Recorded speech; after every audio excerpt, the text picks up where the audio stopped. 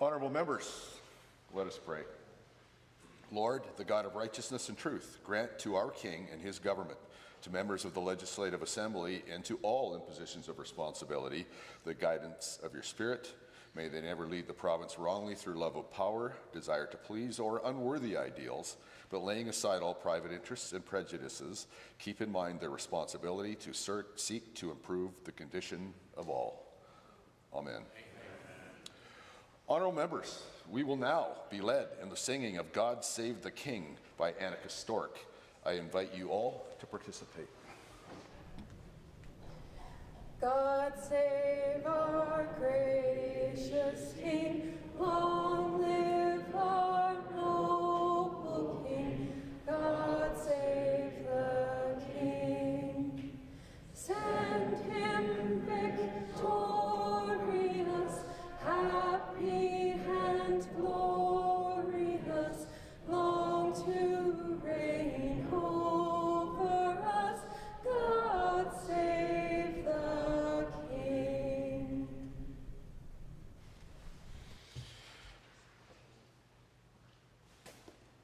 Please be seated.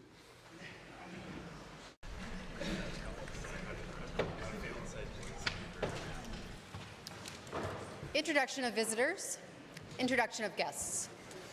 Our royal anthem singer today is Annika Stork. Annika is a lifelong Albertan who served the Assembly for 3 years with visitor services as an educational guide and occasionally as legislature mascot, Rocky the Ram. While encouraging others, While encouraging others to participate in our democracy, she convinced herself to do so and is now in her first year of the Juris Doctor program at the University of Alberta. She hopes to find a career in constitutional or administrative law and is grateful for today's front row seat to what is normally her homework. Welcome.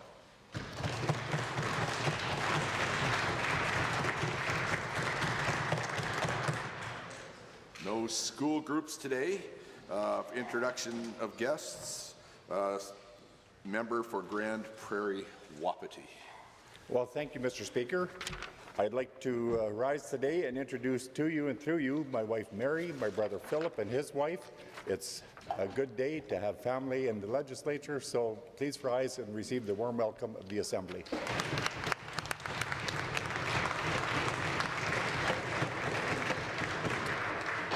Honourable member for Edmonton Manning. Thank you, Mr. Speaker. On behalf of my colleague from Edmonton Manning, I'd like to introduce through you and to you 3 constituents of theirs. Sarah Wilson, who is a teacher, and Sarah's children, Callie, Cardinal, and Charlie Cardinal. If they could stand and receive the traditional warm welcome of this House.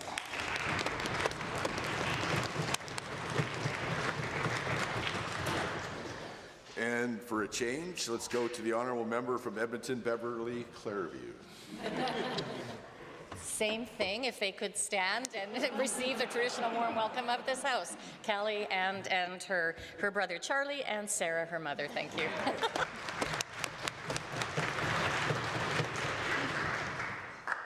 Are there any other introductions? I see none. Ministerial statements.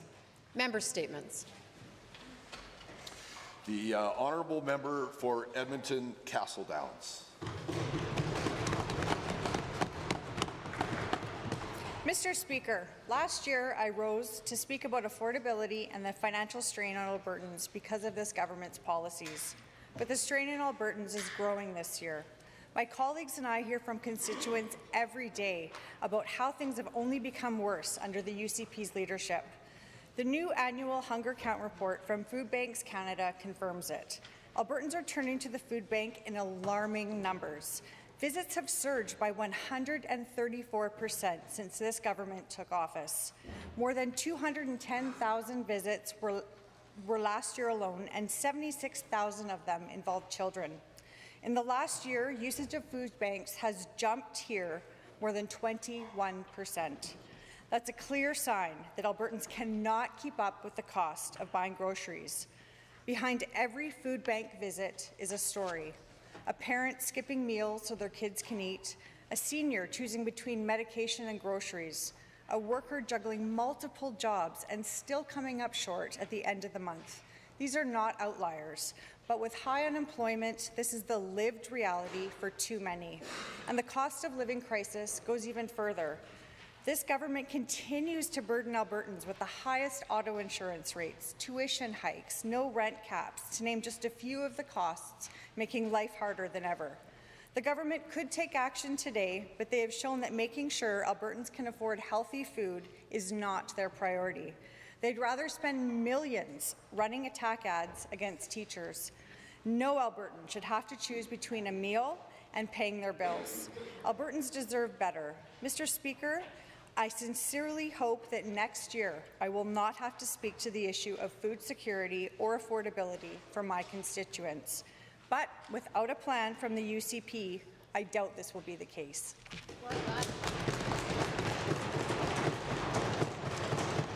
The honourable member for Camrose. Thank you, Mr. Speaker. Today I rise to bring awareness to the importance of the mobile clinics program here in Alberta. Access to quality health care should never depend on where you live. Yet for many Albertans in rural areas, including my Camrose constituency, specialized cancer screening clinics can be hours away. This distance often leads to delayed diagnosis and increased health risks. Not every community has reasonable access to these essential health services, which is why mobile clinics are so important. They bridge the gap by bringing vital screening services, such as lung cancer screening and mammograms, directly to rural communities. These clinics reduce travel time, improve early detection rates, and ensure rural residents receive the same level of care as those in urban centres. Mr. Speaker, research tells us that early detection saves lives. It's critical to spot early health conditions before they develop into something much more serious.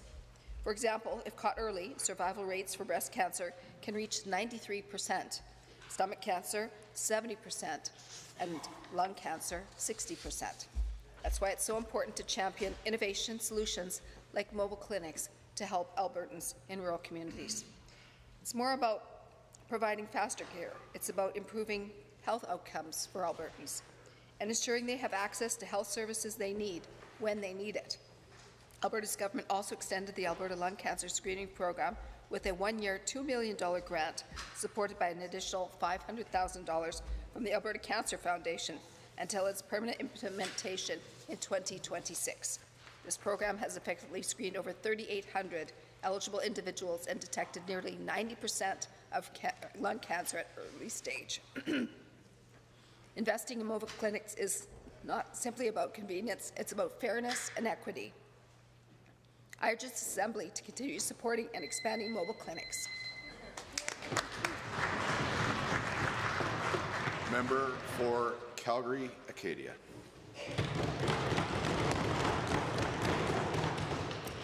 Alberta isn't an easy place for young people right now. Their futures are being shaped by ideological decisions and misplaced priorities by a government that finds time and millions of dollars for vanity license plates, but not for investing in essential public services. What once was the gold standard for education is now under-resourced and overcrowded. Young Albertans are witnessing this government claim to support education while undermining the very professionals dedicated to helping them learn and succeed. All the while, young Albertans face record-high unemployment and the lowest minimum wage in the country, despite some of the highest costs of living. The math just doesn't add up, and judging by the UCP's curriculum, maybe that shouldn't be such a surprise. Now, young Albertans have been doing much more than just watching and listening, Mr. Speaker. They are showing strength, standing with and for their teachers. They are having complicated conversations about the world around them and the future they want. They understand that they play an active role in the history that's being written right now. Invest in our futures now before we are the adults making the decisions for you. That's a message from a fierce group of grade 7 students from the constituency of Calgary-Acadia.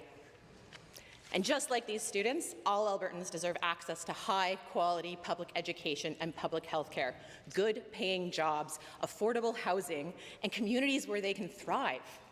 Mr. Speaker, supporting Albertans is the only path forward. Thank you. Well done. The member for Leduc-Beaumont. Well, thank you, Mr. Speaker.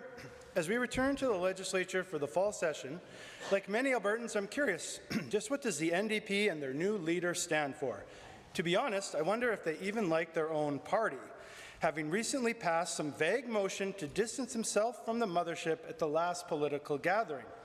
Now, I don't watch a lot of romantic comedies, but it sure seems like there's a "it's not you, it's me" breakup going on within the NDP right now. Maybe their new party tagline should be 10 things I hate about you. Look no further than last spring's federal election, where the principal thing for the NDP to do would have been to rally around their boss and leader, Jagmeet Singh. Instead, what we saw was a hilarious exodus to the federal Liberals, including tacit endorsements, thinly veiled coordinated costume time in this chamber, and even a resignation to run for them federally. All it took was for the Central Party to start dipping in the polls, and the opposition were immediately entranced into some sort of elbows-up fever dream. I imagine that future federal progressive leaders must be racking their brains to come up with other hockey-related catchphrases to seduce Alberta's NDP. What if we tell them to keep their sticks on the ice or hustle hard on the back check? They will do anything we want. At the very least, you might have expected that after stabbing their own party in the back, the NDP would be willing to agree with the new federal government when it comes to developing projects that would benefit Alberta. But of course, you would be wrong. The NDP are choosing instead to fight our government's plan to develop a new bitumen pipeline project. What a shameful and confusing mess. First they sell their soul, then they sell out Albertans. The UCP are proud to be conservative. We will always stand up for Alberta, promote free enterprise, and support our world-leading energy sector. The NDP, honestly, who knows? Most days it feels like their principles are as shaky as a goalie with a weak 5-hole.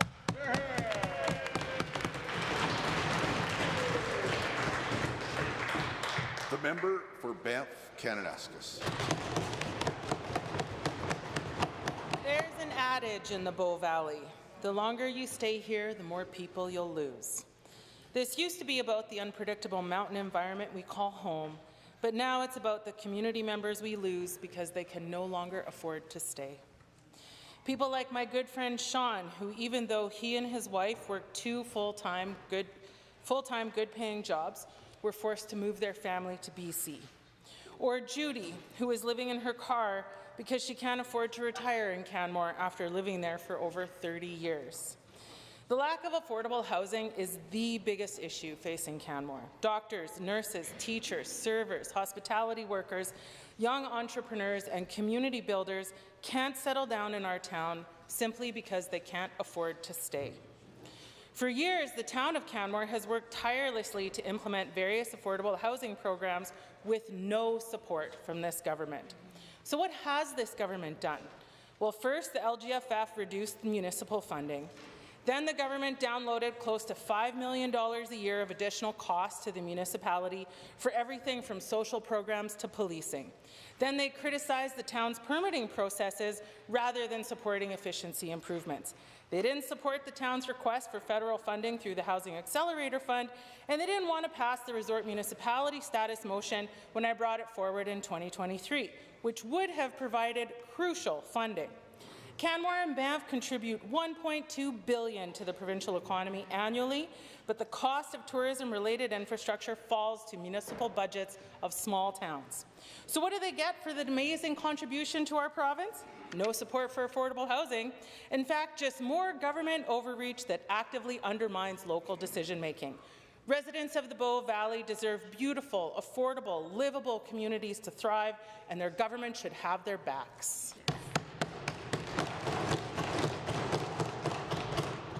The member for Sherwood Park.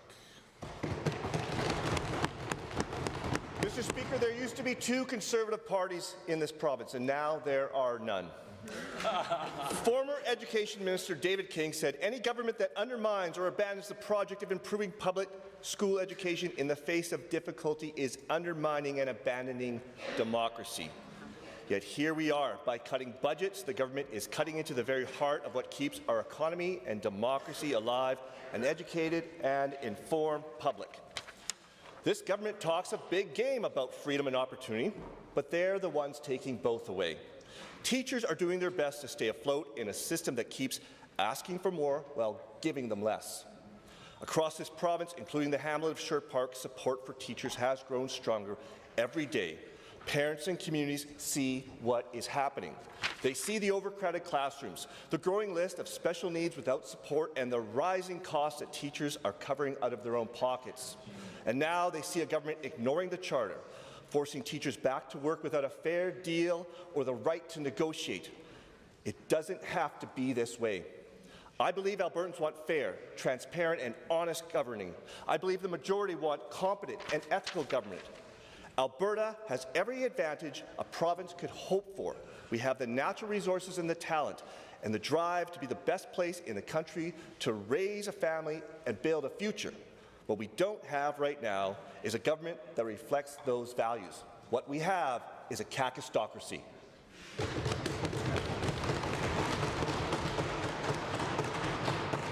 Presenting reports by standing in special committees.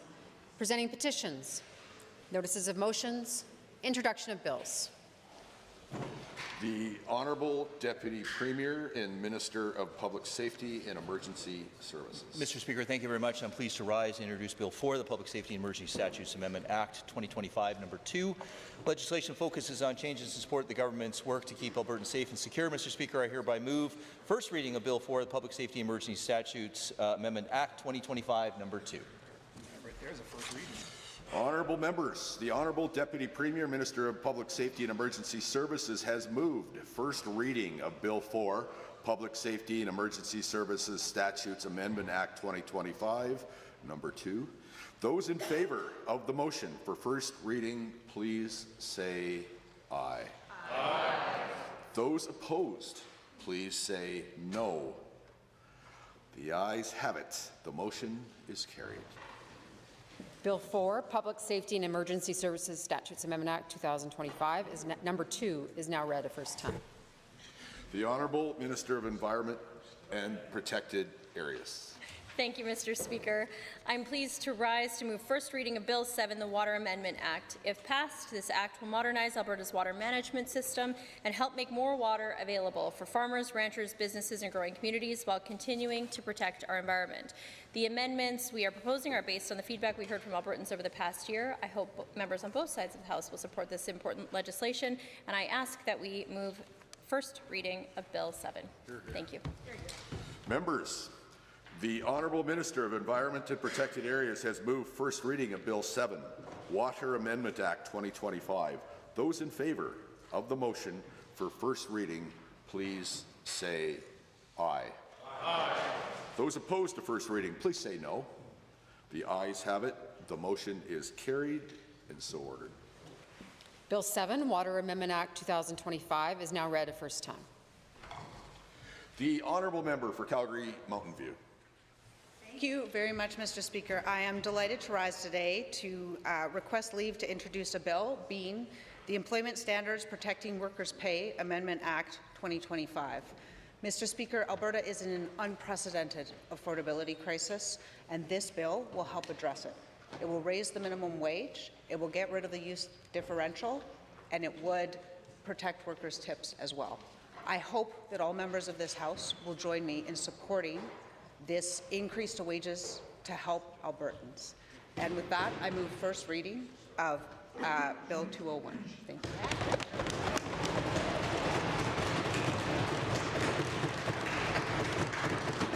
Members, the Honourable Member for Calgary Mountain View has moved first reading of Bill 201, Employment Standards Protecting Workers' Pay Amendment Act 2025. Does the Assembly agree to the motion for first reading? Please, if so, please say aye. Aye. Those opposed, please say no. The ayes have it. The motion is carried. Bill 201, Employment Standards Protecting Workers' Pay Amendment Act 2025 is now read a first time. Honourable members, it is 1:50, and as such it is time for oral question period. And the first question of the day belongs to the Leader of His Majesty's Loyal Opposition. Thank you, Mr. Speaker. Yesterday, the Minister of Justice intimated that Judge Wyant did not even ask to interview any politician or political staffer in his investigation into the billion-dollar-plus corrupt care scandal. Yet Judge Wyant mentions in his report that people declined to be interviewed, people interviewed declined to answer questions put to them in the interview, and some people's testimony was not credible because it was not given under oath. So can the government categorically confirm today that Justice Wyant did not ask to interview any politician or staffer implicated in this scandal? The Honourable Minister of Justice. Mr. Speaker, as I said yesterday, Judge Wyant's report confirmed what we've been saying all along, and that is, again, that not a single member of this government was implicated in any of the allegations or acted improperly, Mr. Speaker. I also said, and let me correct the Leader of the Opposition, that no member of the government caucus, any government cabinet minister, any member of the public service, or any senior political staffer declined any interviews with Judge Wyant. The Honourable Leader of the Official Opposition. Fascinating. If they didn't decline the interviews, yet they were not interviewed, it means they weren't asked, which means that with all the time and all the taxpayer money, the judge didn't think to talk to the people at the heart of the scandal? Or could it be because, as the judge says on his very first page, that his scope was so limited by this government that he couldn't get to the truth? Given that hundreds of millions, if not billions of dollars, have been diverted from frontline services to line the pockets of the UCP's friends, will this government finally commit to a real public inquiry, not a sham investigation? Well, thank you very much, Mr. Speaker. Once again, Judge Wyant's investigation was fully independent. Judge Wyant directed the interviews. Judge Wyant chose the people that he wanted to interview, Mr. Speaker. Judge Wyant is the one that reviewed 2.25 million documents, Mr. Speaker, and interviewed 26 people. It was up to Judge Wyant to decide who he wanted to interview. I've said it before, I'll say it again, Mr. Speaker. No member of this government declined any interviews.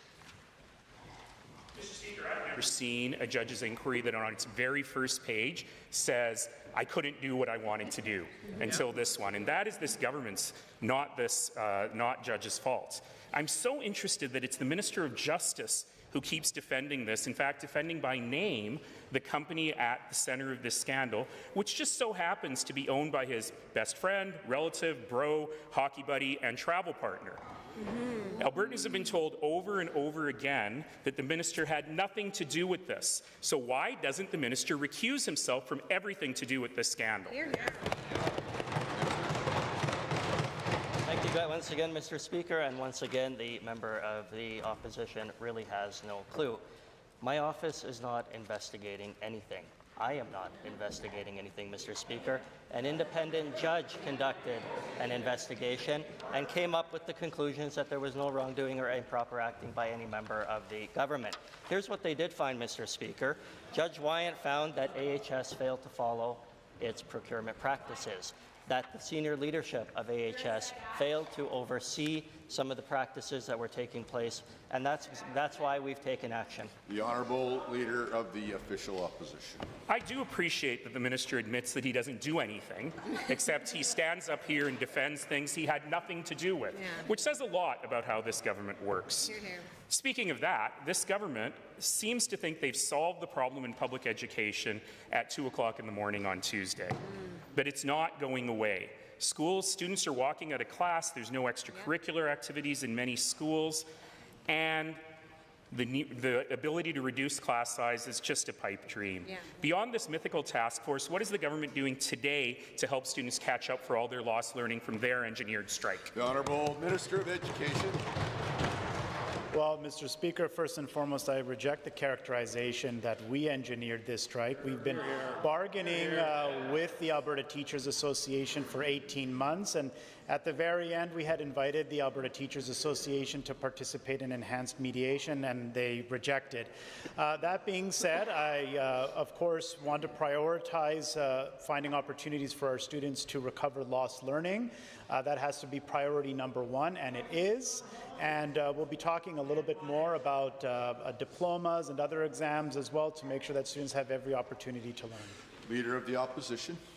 You know, Mr. Speaker, I love hearing so much from this minister because he keeps telling on himself.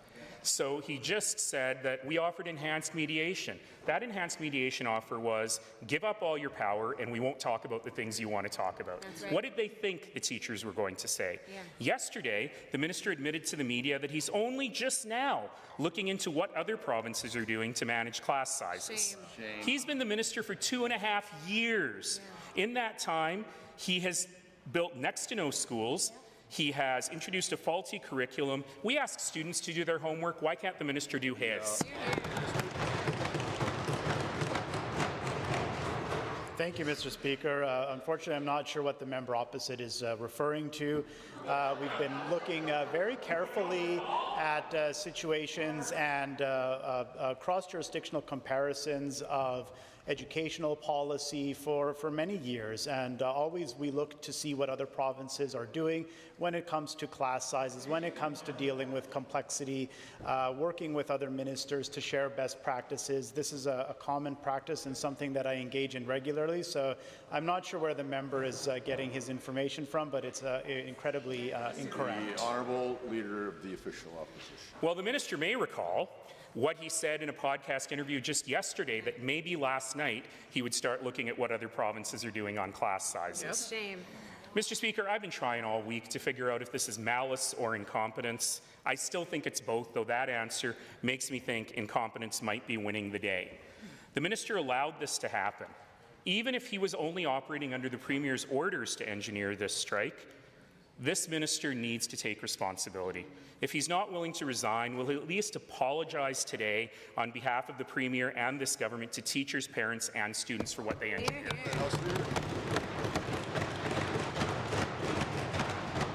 Well, thank you, Mr. Speaker. And I think now is a great time to remind the Leader of the Opposition that he is no longer in the City Hall chambers in Calgary. He's in the Alberta Legislature, and he does not get to talk down to members of the Legislature like he would speak down to so many people who came before the chamber in Calgary. And there are several records of it, but I can tell you that minister, Mr. Speaker, is not going anywhere and has a fantastic record in this province of investing $10 billion more than any other government in history in our province, reducing child care fees to $15 a day, and also building schools in Manning, Milk River, Red Deer, Sherwood Park, Camrose, Edmonton. For the third set of questions, the Leader of the Official Opposition. I'm so happy to be talked to by that minister about how other people are treated. Yeah. At least he didn't suggest that I should be spanked. I got my flu shot yesterday, and I spoke with a bunch of patients and a bunch of pharmacists who were deeply upset about the entire situation. Yesterday, the minister said that she thought pharmacists were happy. Perhaps she should talk to a pharmacist, maybe when she gets her own shot. But what I heard was deep discontent. Why is this government making it so much harder for people to get vaccinated? Hear, hear. Honourable Minister of Health. Mr. Speaker, and what I heard the member opposite just say was that he in fact does not fall into the high-risk category, that he was able to go to a pharmacy and he was able to get his COVID vaccination. Mr. Speaker, we are continuing with our targeted approach, and in fact what I said yesterday were that the pharmacists that were going into the continuing care facilities to actually provide COVID vaccines and flu shots for those patients are happy with the rollout, and that is exactly what I said. The minister's answer reflects the confusion in this government. I got a flu shot. I still haven't got my COVID shot, despite being in the high-risk group, because I can't get an appointment. Yes. People are waiting, calling 811, waiting for hours if they even answer. Right. Some public health clinics, if you can find them, take walk-ins. Some do not. The whole thing is a debacle, and people are not getting their flu shots. One tip I heard, show up just before they close, and if there's any left, you'll get one. Why is the advice of the people who know what they're doing being ignored in favour of this make-it-up-as-you-go-along vaccine rollout? Thank you, Mr. Speaker. The member opposite said people are not getting their flu shot. That is incorrect. There has been no changes to the flu distribution, the flu shot distribution, Mr. Speaker. And in fact, 811, while they had an increase in calls, having spoken to the CEO of PCA today, Primary Care Alberta, she indicated that in fact the calls were coming back to a more regular amount, and they had added additional supports, additional resources to meet the increased demand. Mr. Speaker, we are seeing good uptake. Leader of the Opposition. The minister can't even explain her own program. How are Albertans supposed to get it? She keeps talking about the nasty recommendations, but she doesn't mention that this government is picking and choosing amongst those recommendations. NASI says everyone over 65 should get a free vaccine, that people who work in every community environment should get a free vaccine, and many others that this government is excluding.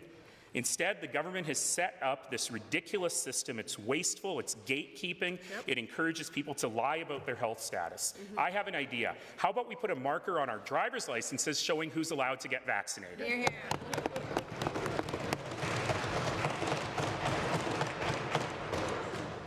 The Honourable Minister. Mr. Speaker, it's good to hear the member opposite occasionally has an idea. But, Mr. Speaker, what we need to really look at, Mr. Speaker, what we really need to look at is the fact that NACI, which is the National Advisory Committee on Immunization, in fact, did not recommend general immunization for the whole population this year. They recommended a targeted approach for those at highest risk, and that, in fact, Mr. Speaker, is what we have done to make sure that those at higher risk have access. The member for Calgary Mountain View. Alberta is in an affordability crisis. People are working multiple jobs and still can't afford their rent and their groceries. It's because their wages aren't keeping pace. Albertans live with this stress every day, and the UCP's answer? Resounding silence. Alberta has the lowest minimum wage in the country. People are struggling just to get by. When is the UCP going to wake up and do something about it? The Honourable Government House Leader. Well, thank you, Mr. Speaker. And before I get to the answer of the question, I would like to pose a question to the members opposite. If anyone on the government side of this House spoke to a female member, like the Leader of the Opposition just spoke to the Health Minister, would they accept that? Are they okay with the way the Leader of the Opposition is speaking to the Minister of Health, not talking about policy? There wasn't even a question when he stood. It was simply a personal attack. And I condemn that with the strongest terms, and I hope the members opposite in the female caucus would do the same.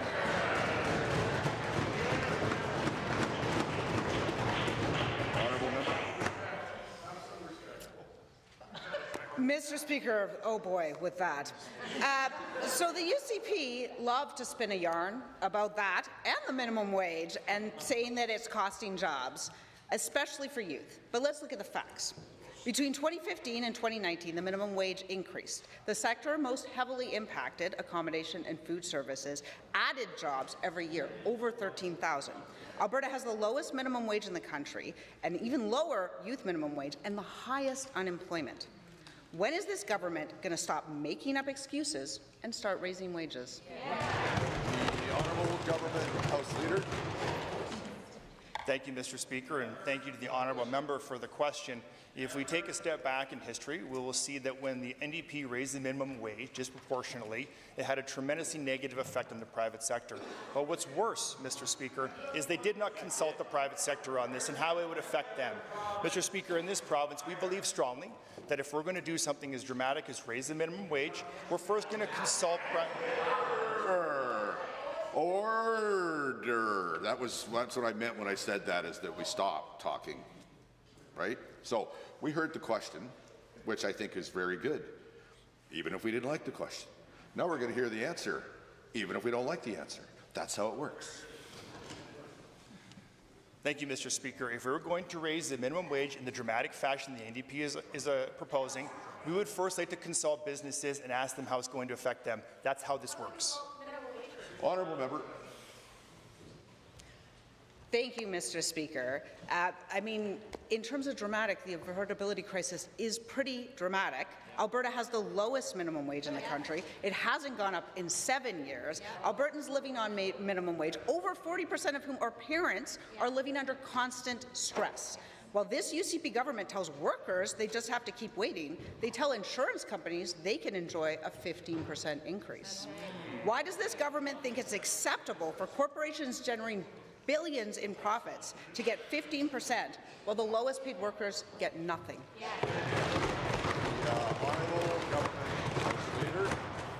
Well, Mr. Speaker, I would agree with the member opposite on the fact that people are concerned about employment.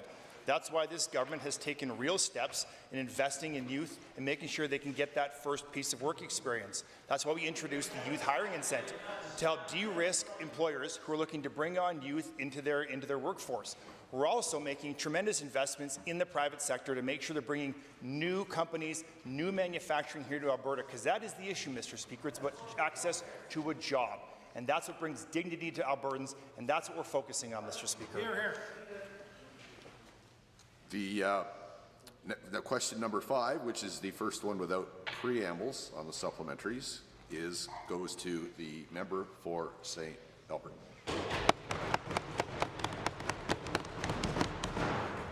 In 1979, Premier Peter Lougheed's government created and passed the Assured Income for Severely Handicapped Act, making Alberta the first province to introduce comprehensive income support legislation for disabled Albertans.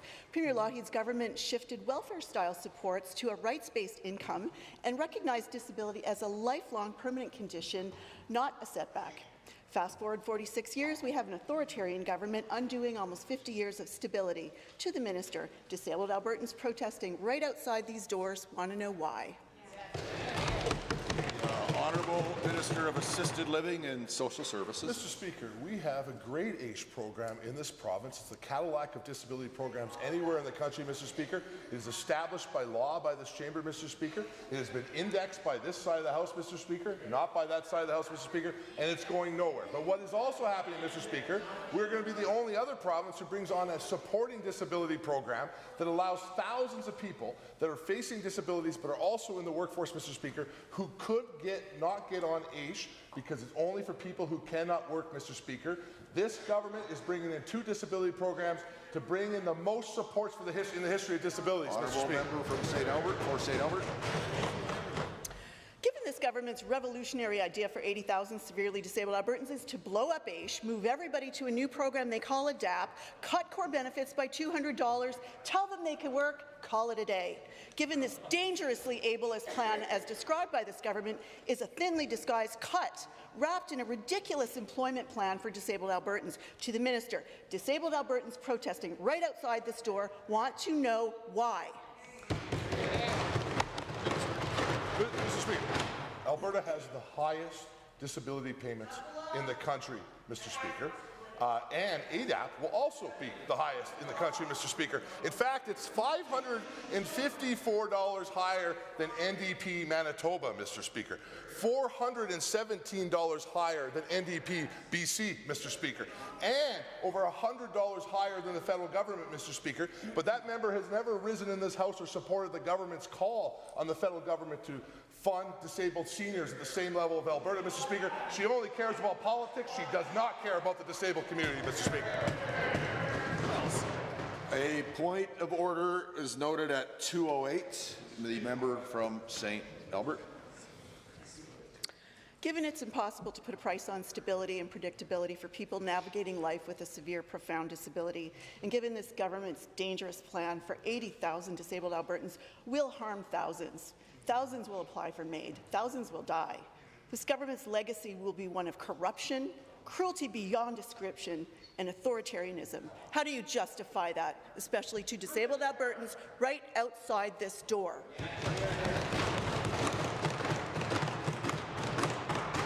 The honourable member will address the chair in the future. Minister. Mr. Speaker, I'll tell you what this side of the House rejects, the NDP's call to lower AISH payments to similar provinces. She continues to stand in this House, Mr. Speaker, and ask the government to go the way of other socialist provinces, Mr. Speaker, that are led by the NDP party that pay almost $500 less. This government's committed to the highest payments in the country, maintaining AISH, Mr. Speaker, and better yet, doing what the NDP never did, which is making a second disability program to care for those with disabilities in the workforce, Mr. Speaker. We're going to create supports for thousands of more Albertans, Mr. Speaker, while they sit on the sidelines and do nothing, Mr. Speaker. The member for Grand Prairie. Well, thank you, Mr. Speaker. Well, global demand for Alberta's energy resources has reached unprecedented levels. Yet due to bad federal policy, anti-energy policies that have hindered energy development, our province has been unable to build the pipeline and infrastructure for Albertans to fully capitalize on this opportunity. Can the Minister of Energy and Minerals please tell us the estimated amount of private investment Alberta's energy sector has missed out on as a direct result of these bad federal policies? The Minister for Energy and Minerals. Thanks to the hard-working member for the question, Mr. Speaker. I'm kind of wondering why the NDP, the No Development Party, keep supporting the 9 naughty federal laws, Mr. Speaker. They do, and maybe it's because they don't understand, Mr. Speaker, that, as we do on this side, that the Conference Board of Canada reports that an estimated nearly $1 trillion, that's with a T, Mr. Speaker, in economic activity is lost to Alberta's economy between 2030 and 2050 if these laws don't change, Mr. Speaker. Could the NDP please stand up for the people of Alberta and ask for those 990 laws to be taken and getting rid of, please? Talk to their BFF in Ottawa and make that happen, Mr. Speaker, because it's the best interest of Alberta. Member for Grand Prairie. Thank you, Mr. Speaker, and the Minister for that answer.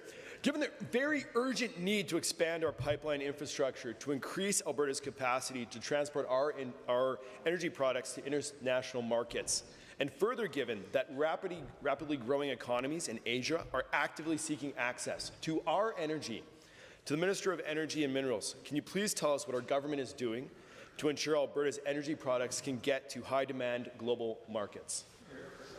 Minister. Mr. Speaker, Alberta is home to the most responsibly produced oil in the world. We should be an energy superpower, Mr. Speaker. Demand continues to grow globally, especially in Asia. The demand is insatiable, and we are committed to doubling our oil production to meet that demand, Mr. Speaker, but we need more pipelines, especially to the northwest coast of Canada. We are acting as a proponent to develop a world-class pipeline for the national projects list, Mr. Speaker. Good news indeed. This pipeline will then be built by industry in partnership with First Nations, Mr. Speaker. Best for Canada, best for Alberta, best for BC, best for everybody, Mr. Speaker. This pipeline will turn us into an energy superpower, and the people will receive the benefit. Well, thank you very much, Mr. Speaker. Now, given the very critical importance of launching new energy pipeline projects by private sector investors, and further, given the importance of working collaboratively to build the nation-building infrastructure and create very good jobs for hardworking Albertans, can the Minister of Indigenous Relations inform this Assembly of the government's plans to work in partnership with other provinces and Indigenous communities to get pipeline infrastructure built? The Minister for Indigenous Relations. Thank you to the honourable member for that question. Mr. Speaker, our government recognizes that lasting success in energy development depends on strong collaborative relationships. We are working closely with Indigenous communities and neighbouring provinces to advance responsible nation-building projects. At the Nation-to-Nation conference in Kitimat, I heard firsthand about the importance of building trust and ensuring that Indigenous voices guide key decisions. These efforts will create lasting community benefits, strengthen Alberta's leadership in Canada's energy sector, and support the responsible development of pipeline infrastructure. Honourable member for. I have Edmonton Glenora, but if you go ahead, honourable member. Mr. Speaker, this UCP government, as authoritarian as they come, took away the Charter of Rights to teachers with one fell swoop. They stripped them of their rights and forced them back to work with threatening big fines for non-compliance with their anti-democratic legislation. But it gets worse. In another new rule, schools must track and report every single teacher's absence to the government every single day. Will the minister explain why this government is forcing schools to report the absences province-wide of teachers? Hear, hear. Hear, hear. The Honourable Minister of Education. Thank you, Mr. Speaker. I understand, of course, that Our department is keenly interested to understand if there's any need for us to work to deploy additional resources, if some teachers are unable to come to class, to make sure that students have the full learning complement that they need in order to continue on with their studies. And so we're working very collaboratively with our school divisions to see what we can do to help and assist them during this time of transition. Okay. Edmonton Rutherford. Thank you, Mr. Speaker. Given Albertans will recall the minister and his heavy-handed book-banning policy to remove books like 1984 from classrooms, and given the overreach is just like something Big Brother would do, and given the minister won't count class sizes, but now demands to count teacher absences, given spying on teachers will do nothing to build trust after legislating them back to work, why does this minister need to know where and when teachers are in the classroom? Here, here, here. The Honourable Education Minister. Well, I think I just addressed that question earlier, Mr. Speaker. As I mentioned, we want to work carefully with our school divisions to make sure that they have all of the staffing supports that they need to be able to support students in their classrooms during this time of transition. So we're working very closely and collaboratively with them to see what we can do to help and assist them. I'm really glad to see that our students are back in the classroom where they need to be. They've lost out on 3 weeks of learning, which dramatically impacts their achievements, and we're happy to see them getting back to school. Honourable member from Edmonton Rutherford. Given that they are doing this so they can find teachers, and given that teachers help Alberta students learn to follow the rules of our society, and we are thankful for that, but given teachers don't know when the fines are coming, whether if they stop voluntary activities like supervising recess or the basketball team, and given that teachers are feeling like they're being spied on by this extremist authoritarian government, will the minister stop the scare tactics, drop the government attacks ad on teachers, and resign? Hear, hear.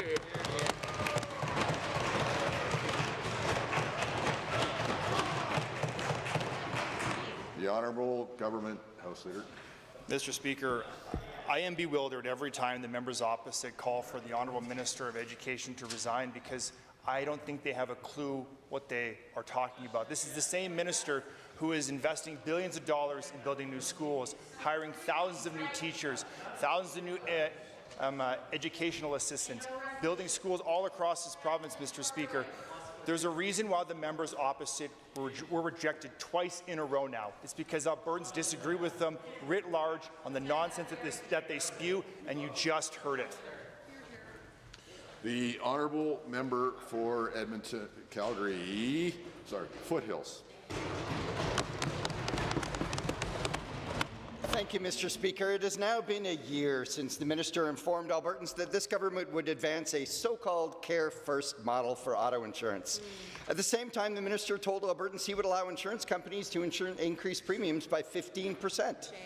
Mr. Speaker, that second increase is coming soon. I'm curious, how does the minister respond to his constituents that couldn't afford $150 last year, never mind being clobbered by the same amount again this year? Hear, hear. The Honourable Government Finance Minister. Thank you, Mr. Speaker. We continue to move towards the new system, the Care First system, which will be implemented January 1st, 2027. We are in this transition period right now where we've dealt with a great many challenges when it comes to auto insurance. Another major hailstorm. We've all seen the inflationary pressures, what they've done to the price of vehicles. What we did with the good driver rate cap, holding it at 7.5%, we still have the profit provision that is still at 6%. We lowered that 1% a couple years ago to ensure that oversight. If you look at the GIZA data, insurers in this province lost one. Member for Calgary Foothills. Well, given that insurance companies make more while Albertans pay more, and given that Albertans struggle to understand how the supposed $400 savings with the no-fault system come when their premiums increased by maybe $150 last year, and given that the Insurance Bureau of Canada has published a report saying Albertans would not see the promised cost savings, how can the minister keep a straight face when telling his constituents that this no-fault system will save them money? Hear, hear. Minister of Finance. With my straightest face possible, sir. I would tell Albertans, like the member just said, that insurance companies are making a lot of money. GISA, the General Insurance Statistical Agency, for Alberta's data in 2024, they lost $1.25 billion. The good driver rate cap is subsidizing insurance currently in this province. Albertans, that's hard for Albertans to see, but it's costing less than it would have within our old system. This is why we need to move to the new system. The insurance agencies will tell you they're excited to see how tight the tort window is, and there will be updated. Honourable member. Mr. Speaker, given that this government paid for a report that told them that the no-fault privately delivered auto insurance system was not the option that provided the greatest level of savings to Albertans, given that Ontario has a similar system that delivers the only system in Canada with higher premiums than Alberta, and given that our neighbouring Conservative province of Saskatchewan has a public system delivering significantly lower premiums, did the minister really consider all options before deciding on the no-fault model? Minister. Mr. Speaker, I've heard the opposition say that they would like a publicly delivered tort system, which would be the most expensive in both cases.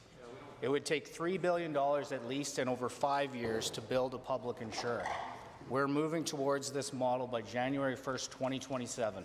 The insurance companies are the delivery agent of the current system while they're building their software to help us deliver the Care First model, which will have the highest benefits for Albertans, and you won't need to lawyer up if you need medical benefits over 50 grand that last longer than 2 years. The honourable member for Lesser Slave.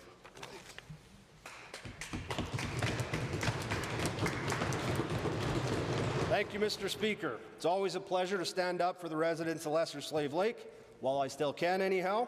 Mr. Speaker, on Tuesday, this UCP government tabled proposed changes to the electoral boundaries, which included deleting the riding of Lesser Slave Lake. And given Northerners have gone from 13 MLAs in 2001 to only 9 in 2027 if this passes, and further given, if we don't stand up now, it seems inevitable that perhaps we wake up with only 2 MLAs in all of Northern Alberta. To the Minister of Justice, even if this commission is supposed to be unbiased, don't you think it's time we change the rules to protect the North?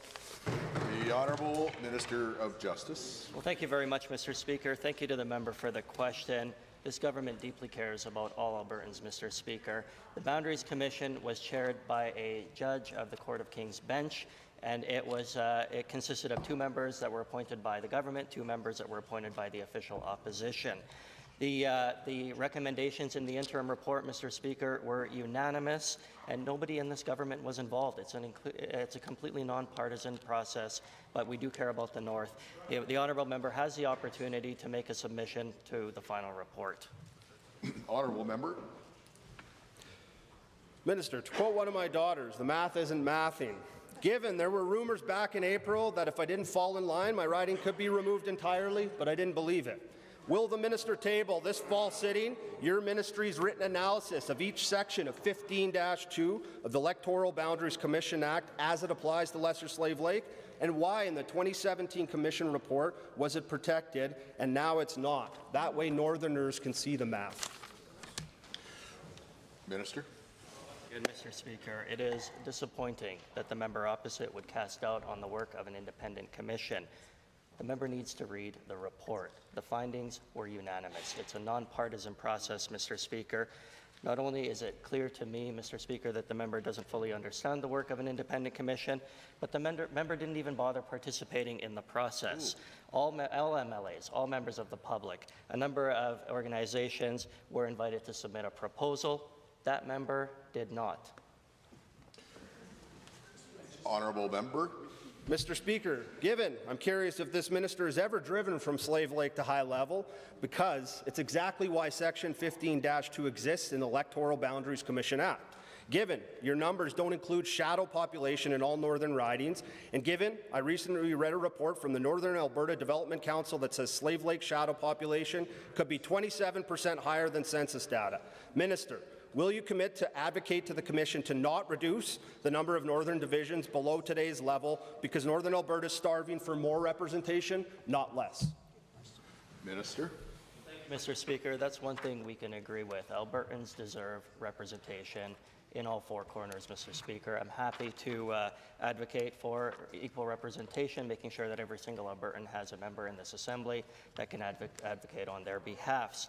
I'll remind the member one more time, however, government has nothing to do with the Boundary Commission review. It is an independent, nonpartisan process chaired by a judge of the Court of King's Bench, 2 members from the government appointed, 2 members appointed by the NDP. Mr. Speaker, the findings were unanimous, but the member is certainly invited to participate in that final report. The honourable member for Edmonton-Glenora. Thank you, Mr. Speaker. Edmonton and Calgary hospitals are already beyond full, and respiratory illness season is now upon us. The current government could have shown leadership and respect to public health workers, but instead they fired some and silenced others, resulting in the largest measles outbreak in North America. And now they want most Albertans to pay out of pocket for a COVID vaccine that if they're able to get themselves to one of the limited locations where they're available. Does the Minister for Hospitals understand that a low vaccination rate will only put more pressure on already overworked and under-resourced hospitals? Honourable Hospitals Minister. Thank you, Mr. Speaker. We have an evidence-based vaccine program, and I'd like to highlight that during respiratory virus season, we do expand hospital capacity with additional surge beds, additional staff to handle the increased traffic. In addition to that, we're bringing forward plans to increase the operational efficiency of our hospitals, to remove alternate level of care patients to more appropriate care settings so we can make additional inpatient spaces to free up flow in our emergency departments. And we're also going to bring forward proposals to build multiple bed towers to expand acute care spaces by over 1,000. Given that a current cabinet minister put in writing the following, quote, "You are absolutely right to point out that medical professionals have consistently advocated for the importance of COVID-19 vaccination. Their expertise and experience must be central decisions about public health. I share your concern that the current approach may not reflect the full weight of that medical advice," end quote. So as a minister who publicly disagrees with a government policy to charge many Albertans who want COVID vaccines, A, the Minister of Affordability, B, Children, C, Education, or D, Indigenous Relations? The Honourable Minister of Hospitals. The fall COVID-19 and influenza immunization programs, which launched on September 19th, target the highest risk groups in alignment with the evidence. Healthcare workers, all residents of continuing care homes and senior supportive living accommodations, home care clients, individuals 6 months or older with underlying medical conditions or compromised immune systems, individuals experience homelessness, and individuals 65 years of age or older receiving the Alberta Seniors Benefit. Mr. Speaker, our immunization program is based on science and evidence, and we're continuing to roll it out, and we're also expanding acute care capacity for respiratory virus season. Honourable member. Given that the answer was B, the Minister of Children knows that the government policy isn't based on science or evidence, and all UCP cabinet ministers should be advocating for universal no-charge COVID vaccines because this is a question of affordability. It's also about honouring bodily autonomy and choice for those who have $150 or those who don't. This is about more than 400 Albertans who died last year of COVID alone. So, which minister over there will have the courage to stand up with the Minister of Children and fight for science and evidence-based decisions for their constituents and tell the Premier that her pay-up plan is poppycock?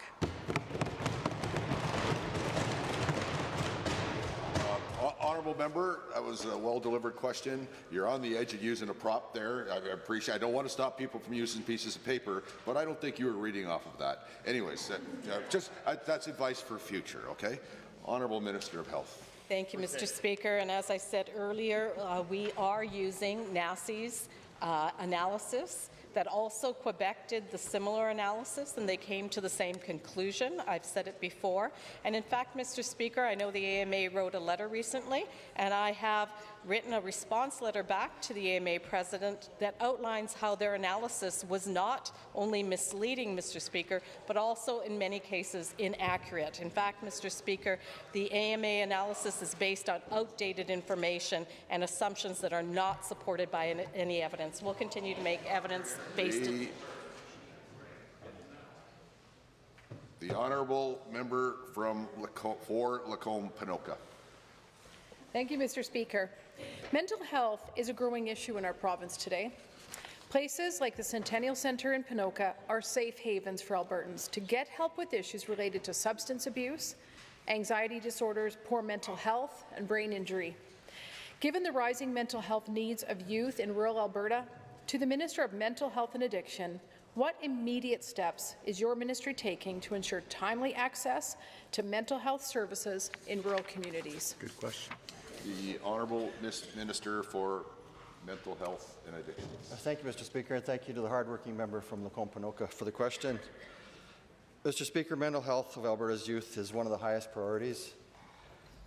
Mr. Speaker, every young person deserves timely support, no matter where they live. That's why services like Counselling Alberta and the Kids Helpline provide immediate, no-wait help. Youth can also access free, confidential care through Kickstand hubs and through the virtual Kickstand Connect, bringing hope and help within reach. We are increasing access to mental health supports through the expansion of the CASA mental health classrooms, many of which are in rural schools. Honourable member. And through you to the Minister for that response. Given that facilities like the Centennial Centre in Ponoka are part of Recovery Alberta, and given they provide assessment and treatment of addiction and serious mental health problems, including brain injury, for people of all ages, to the Minister, can you update this House on how your ministry is supporting the centre's operations, staffing, and the expansion of services to meet growing mental health needs in rural communities? Minister.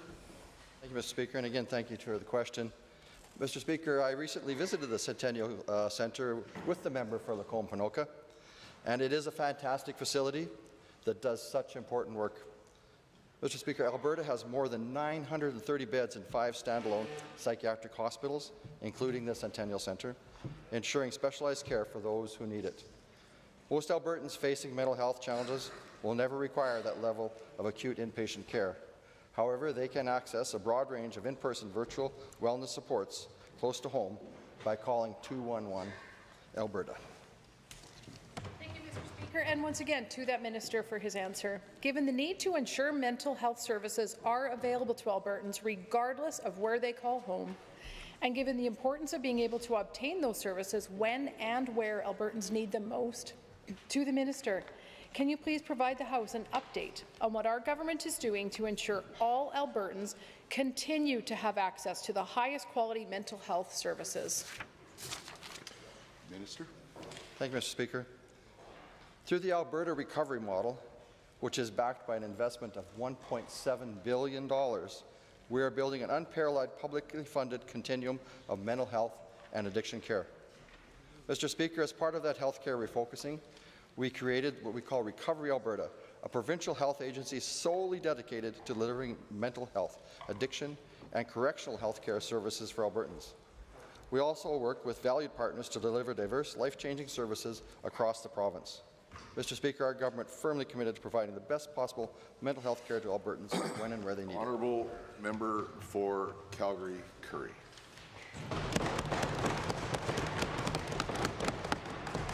Thank you, Mr. Speaker. If things were going so well, I wouldn't have to ask this question. A month ago, I heard from a grieving mother in Medicine Hat who lost her 14-year-old son to a mental health crisis. He did everything right. He reached out for help. And after 12 hours in the ER, he was released without a full assessment or the inpatient care he needed. A week and a half later, his bright light was extinguished, and a community will never be the same. To the Minister, how can the entire region of Southeast Alberta not have access to these critical life-saving inpatient services? Great question. Minister of Mental Health and Addictions. Thank you, Mr. Speaker, and thank you for the question. Mr. Speaker, of course, every lost life to suicide is a tragedy, and my heart breaks for this family. Dealing with the loss of loved ones to suicide is terrible, and we all have a part to play in ensuring anyone thinking about suicide knows that help is available. Mr. Speaker, such help as that we've got a 988 suicide hotline, the Kids Help phone, and Counselling Alberta are available for those in need. Albertans who need help finding supports for services for themselves can use that 211 number as well and get connected with a range of options. Member for Calgary-Curry. Given that this tragedy highlights a devastating gap in our system, and given that in rural and smaller cities there is often no access to adolescent inpatient mental health treatment and no timely access to child-focused psychiatry, and given that young people in crisis are being pushed to outpatient services that cannot meet their urgent needs, it's a lot more than a phone call, Mr. Speaker. In light of his story and many more in crisis, what is the government offering to expand access to critical inpatient care for adolescents in crisis outside Calgary and Edmonton? The Minister. Thank you, Mr. Speaker. And again, thank you for the question. And I've made kids' mental health a priority, Mr. Speaker. Improving the mental health of children and youth is a top priority for our government. In addition to our virtual supports, we also have Counselling Alberta, like I said, the Kids Help Phone, and the Kickstand Youth Hubs. I recently joined our federal health minister to announce $10 million to expand this program, along with the $15 million that Alberta is putting into it. Kickstand provides therapy and support for mental health and substance use, specifically tailored to young people aged 11 to 25. Mr. Speaker, our government is partnered.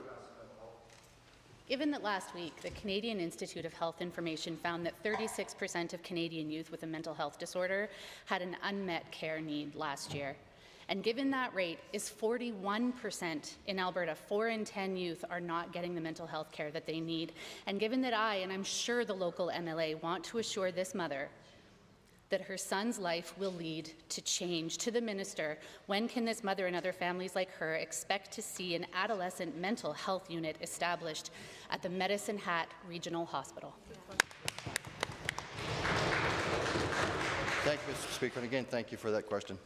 Mr. Speaker, the MLA for Cypress Medicine Hat regularly hosts community mental health summits. He brought together over 75 community organizations to raise awareness of available supports and services. Mr. Speaker, our budget provides about $74 million in operating funding to deliver community-based mental health services for children and youth to address mental health issues early and build resiliences. So, of course, like I talked about, the Kids Help Phone, 24/7 access to counselling, and funding for, this is important, Mr. Speaker, the 25 CASA mental health classrooms expanding to 60 schools across the province. Member for Calgary Buffalo. Mr. Speaker, there's been no action from the Minister of Arts and Culture to truly support the province's music industry. It's been 7 months since the minister agreed that a provincial music commission could help support and grow the sector, but there's been no movement. Instead, an industry with immense potential for growth is struggling to thrive and, for many, even survive during these challenging economic times. To the minister, when will our music industry finally get the music commissioner to support them now and into the future? The Honourable Minister for Arts, Status of Women. Thank you, Mr. Speaker. Our government is committed to growing our vibrant cultural industries, including music, film, television, performing arts as vital contributors to economic diversification and job creation. The Music Commissioner position that we're looking into is something that we continue to work on, and the member opposite can stay tuned for more news about that. Honourable Member. No date. Given that the Minister of Arts and Culture has indicated a music commissioner may be forthcoming someday, but is showing no actual urgency to provide that support, and given should the government surprise us all and actually do the right thing and establish a music commission, will the minister assure Albertans that there will be an open recruitment process for a commissioner so that the music industry and Alberta musicians can have trust in the person in that role? Honourable Minister. Thank you, Mr. Speaker. Just like our film and television sector, Alberta's music sector is poised for significant cultural and economic growth. With nearly $15 million invested annually since 2021, our government is ensuring Alberta's music sector continues to grow and thrive. Budget 2025 allocated $8 million to the Alberta Media Fund to continue growing Alberta's cultural industry, and community grants supported major national events hosted in Alberta, including the 2023 Junos, the 2024 Canadian Country Music Awards, and the Music Commissioner will continue to do great work in this regard. Honourable Member for Calgary Buffalo. Thank you. Given that the minister's recent mandate letter dated September 17, 2025 offered a few more indications of the department's work plan, and given that absent from this mandate was any mention of magazine and book publishing despite their contributions of over tens of millions to Alberta's GDP and hundreds of jobs, how does the minister plan to keep her promise to grow the creative economy when she ignores critical sectors like this? Mr. Speaker, our investments in Alberta's cultural industries are diversifying our economy, creating jobs and sharing our culture. Budget 2025 supports books and magazine publishers and the music industry as part of our $8 million investment into the Alberta Media Fund to support our cultural industries. Books and magazines published in Alberta help careers in the arts be more sustainable for Albertans and contribute to cultural and economic impact of our industry. And I encourage everyone in the chamber to attend the upcoming Alberta Book Day, where you can get some great free books as great Christmas gifts for adults and children. The honourable member for Lac St. Anne Parkland. Thank you, Mr. Speaker. Alberta is an economic engine that has been held back from reaching its full potential by bad, very bad, federal policy for over a decade. From agriculture to energy, our goods and services only reach markets through economic corridors and good trading partners. Without having our own ports, all Albertans rely on other jurisdictions to reach global markets, such as our good friends in Texas. To the Minister of Energy and Minerals, how many barrels a day of Alberta crude are shipped to the refineries in the U.S. Gulf Coast, and how much has that increased over the last several years? The Honourable Minister of Energy and Minerals. Thank you, Mr. Speaker, and thank you to the hardworking member. I will tell you, Mr. Speaker, you know, it's odd that we've only reached 531,000 barrels per day to the Gulf Coast. Since 2020, there's only been a 3% increase, so it's not what you'd think. But, Mr. Speaker, the issue is not quality. We're the most responsibly produced oil on the planet. It's not, Mr. Speaker, it is not our reserves, because we have the 4th largest oil reserve on the planet. What the issue is, Mr. Speaker, is pipelines. We need more pipelines, north, south, east, west, and we're going to work towards that, Mr. Speaker. Despite some rough patches, the U.S. remains our biggest trading partner and ally, and we're going to work with them to get more. Member. Thank you, Mr. Speaker, and to the Minister for the answer. Given our vast oil sands and natural gas deposits in the province, it's no secret that exporting our valuable resources to market near and far are essential to not only our economy and Alberta workers, and further given that this energy sector helps fill the provincial coffers for things like schools, hospitals, and given that oil and gas jobs bring home strong paychecks to those families, to the same minister, what are the economic benefits of selling our resources to global customers? Great question. Minister. Benefit is, Mr. Speaker, that we're going to have the greatest quality of life on the planet. Because, Mr. Speaker, we get $17.1 billion in oil and gas revenues just last year, and we expect to get more. But what we need to do, Mr. Speaker, is we need to get more oil and gas to market. And oil's got the best profitability to that, Mr. Speaker. The key is to becoming an energy superpower. We need to get more of our products to Tidewater, especially oil. Canada has some of the largest oil reserves in the world, Mr. Speaker, and if we get it to market, the people of Alberta, the school teachers, the nurses, the teachers, everybody sees the value, Mr. Speaker, not just big business. It's about employing Albertans and doing a better thing for Albertans. Here, here, here, here. Well, honourable member. Thank you, Mr. Speaker, and again to the Minister. Given the geopolitics regarding secure and reliable energy needs, governments at home and abroad are looking ways to protect their energy security. And given that well over 75% of Canadians want new oil pipelines to be constructed, and further given that renewed interest in energy security and prioritizing domestic production on both sides of the 49th parallel are critical, to the same minister, how can Alberta become a leader in the model of Fortress North America? Good question. I think it's true that Canadians have seen a true appreciation and change for energy, Mr. Speaker, because they understand how important it is and how important energy security is and the opportunities to eliminate energy poverty, Mr. Speaker. We have some of the largest reserves of oil and gas on the planet. What we have to do is make a choice, either for environmentalists like the NDP or for dictator oil, Mr. Speaker. I, for one, want to see more oil to the ground for Albertans, for Canadians, for honestly, Mr. Speaker, our allies, the people that keep this world safe. That's what I'm interested in, Mr. Speaker, ending energy poverty, and together we can do just that. Thank you. Honourable members, in 30 seconds we will continue with the daily routine.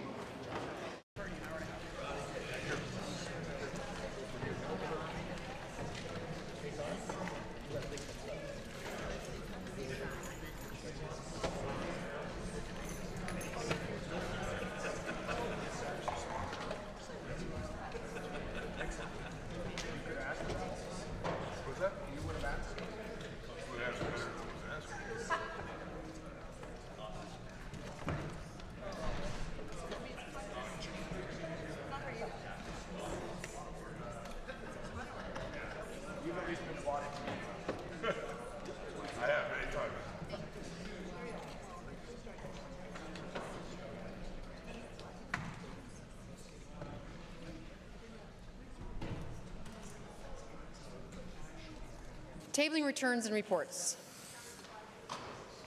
Edmonton's Highlands, Norwood. Thank you. Highlands, Norwood. Yeah, you got it. Thank you. I rise to table copies of emails, more of the thousands of emails that we've received from parents and teachers in regards to the UCP's egregious use of the notwithstanding clause. So Nadine, Jessica, Jackie, we hear you, we're listening, and thank you for writing. Cypress, Medicine Hat.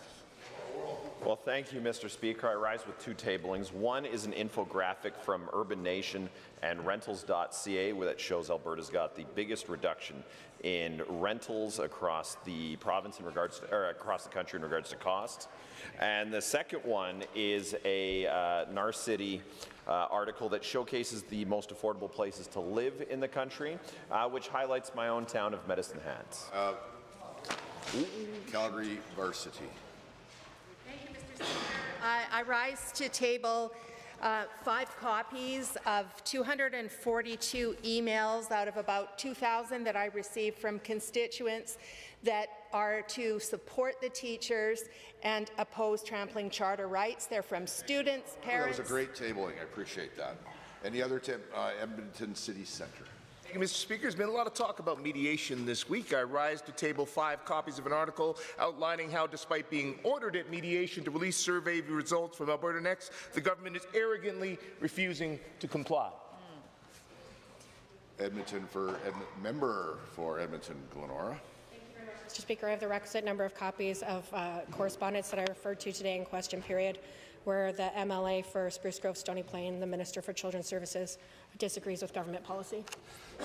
Member for Edmonton, McClung. Thank you, Mr. Speaker. I rise to table the 5 requisite copies of an email sent to me by my good friend and former high school mate Bob Coe, who says he's watching the introduction of Bill 2 and can no longer in good conscience support the Conservative Party. Thank you. The member for Edmonton Airdrie East. Thank you, Mr. Speaker. I rise to table a copy of the NDP Constitution, which states that their provincial council must consist of 2 members of the Alberta Federation of Labour. Thank you. Any other member for Calgary Foothills? Thank you, Mr. Speaker. I rise and present the requisite copies of a letter from a teacher explaining they find themselves spending more time managing student behaviours and complex needs than they do teaching, and are pleading for support. Thank you, honourable member. That was a great tabling. Are there any others? Seeing none. Tablings to the clerk. I wish to advise the Assembly that the following documents were deposited with the Office of the Clerk on behalf of Honourable Mr. Nicolaides, Minister of Education and Childcare, pursuant to the Teaching Profession Act, Alberta Teachers Association 2024 Annual Report. On behalf of Honourable Ms. Schultz, Minister of Environment and Protected Areas, pursuant to the Environmental Protection and Enhancement Act, Environmental Protection Security Fund Annual Report, April 1, 2024 to March 31, 2025. Now, if my records are correct, we had 1 point of order today at 2:08 p.m. I think it was from the opposition House Leader. That is correct, Mr. Speaker. At 2:08, I rose on 23H, makes allegations against another member. 23I imputes false or unavowed motives to another member. And 23J uses abusive or insulting language of a nature to create disorder. I also reference House of Commons Procedures and Practice, Chapter 13, page 623. Personal attacks, insults, and obscenities are not in order. The Minister of Assisted Living and Social Services said to the member for St. Albert, she only cares about politics. She doesn't care about disabled Albertans. Mr. Speaker, this is a laughable statement and also an unparliamentary one. I understand that the minister is upset. His own team released new electoral boundaries that cut his riding in half, but he still needs to adhere to the rules of this place. I ask that he apologize and withdraw. The Honourable Government House Leader. I'm not sure we needed to reference electoral boundaries in that comment, but absolutely a point of order. We can't make personal attacks against other members in this chamber. On behalf of the Minister, I withdraw and apologize.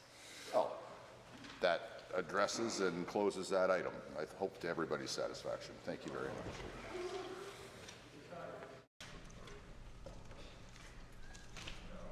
We're here now. Orders of the day. Number 10, Honourable Mr. Scow.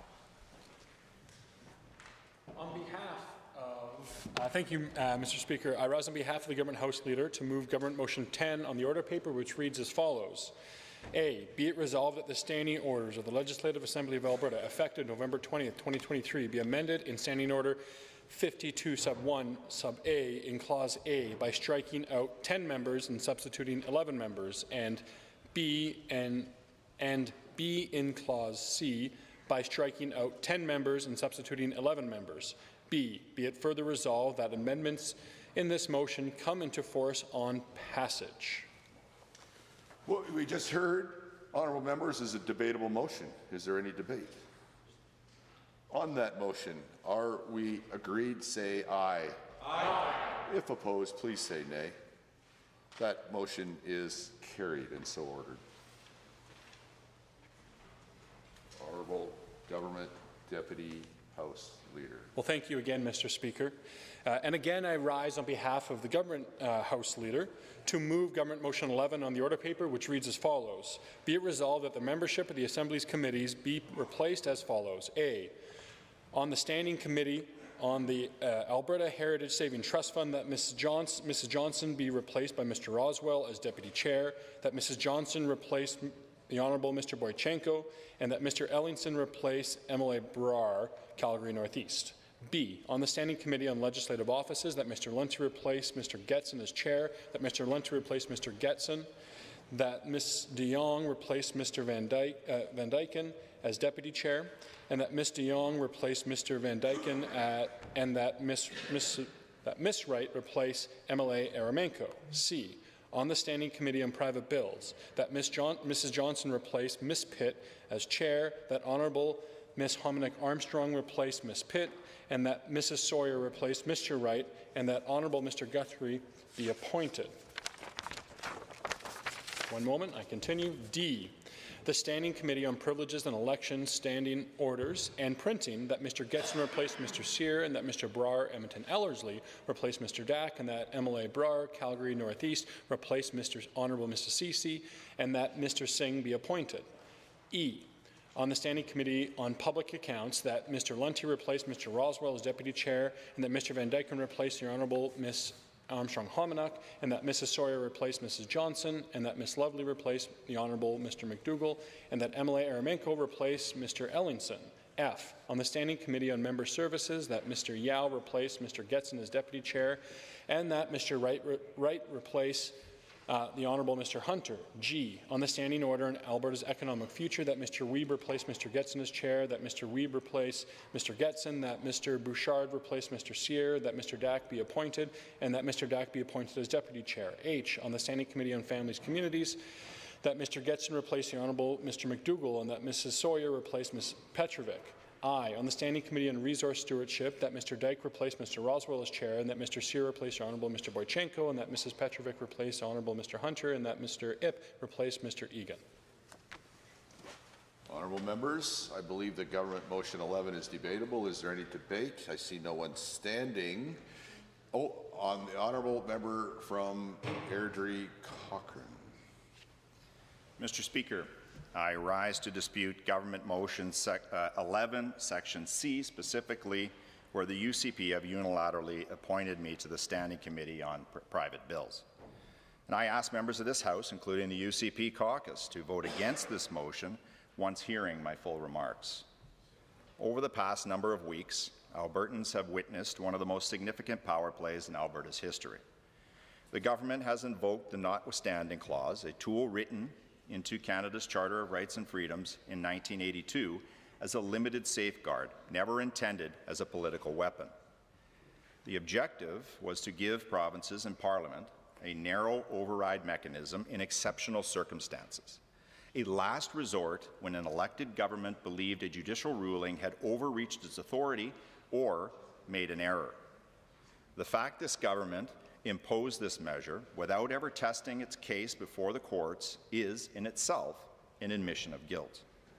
The UCP know they cannot defend their actions in court or succeed in arbitration, so it becomes win at all cost. The clause was meant to protect democracy, not Honourable control. member, I'm severely hopeful that you're going to tie this back to the government motion 11. So I don't want to cut off your debate, but I'm going to ask you, before I have to do that, to tie this into what's before the House, which is government motion 11. I got to say, Mr. Speaker, I'm very surprised that you cannot see the connection. Help me, sir. What this UCP government has done with Bill 2, the back-to-work legislation, turns the principle on its head. This wasn't an act of democratic balance, it was an act of dominance. The clause was used not to defend freedom, but to suspend it. We all remember the frustration when the federal overreach occurred not so long ago.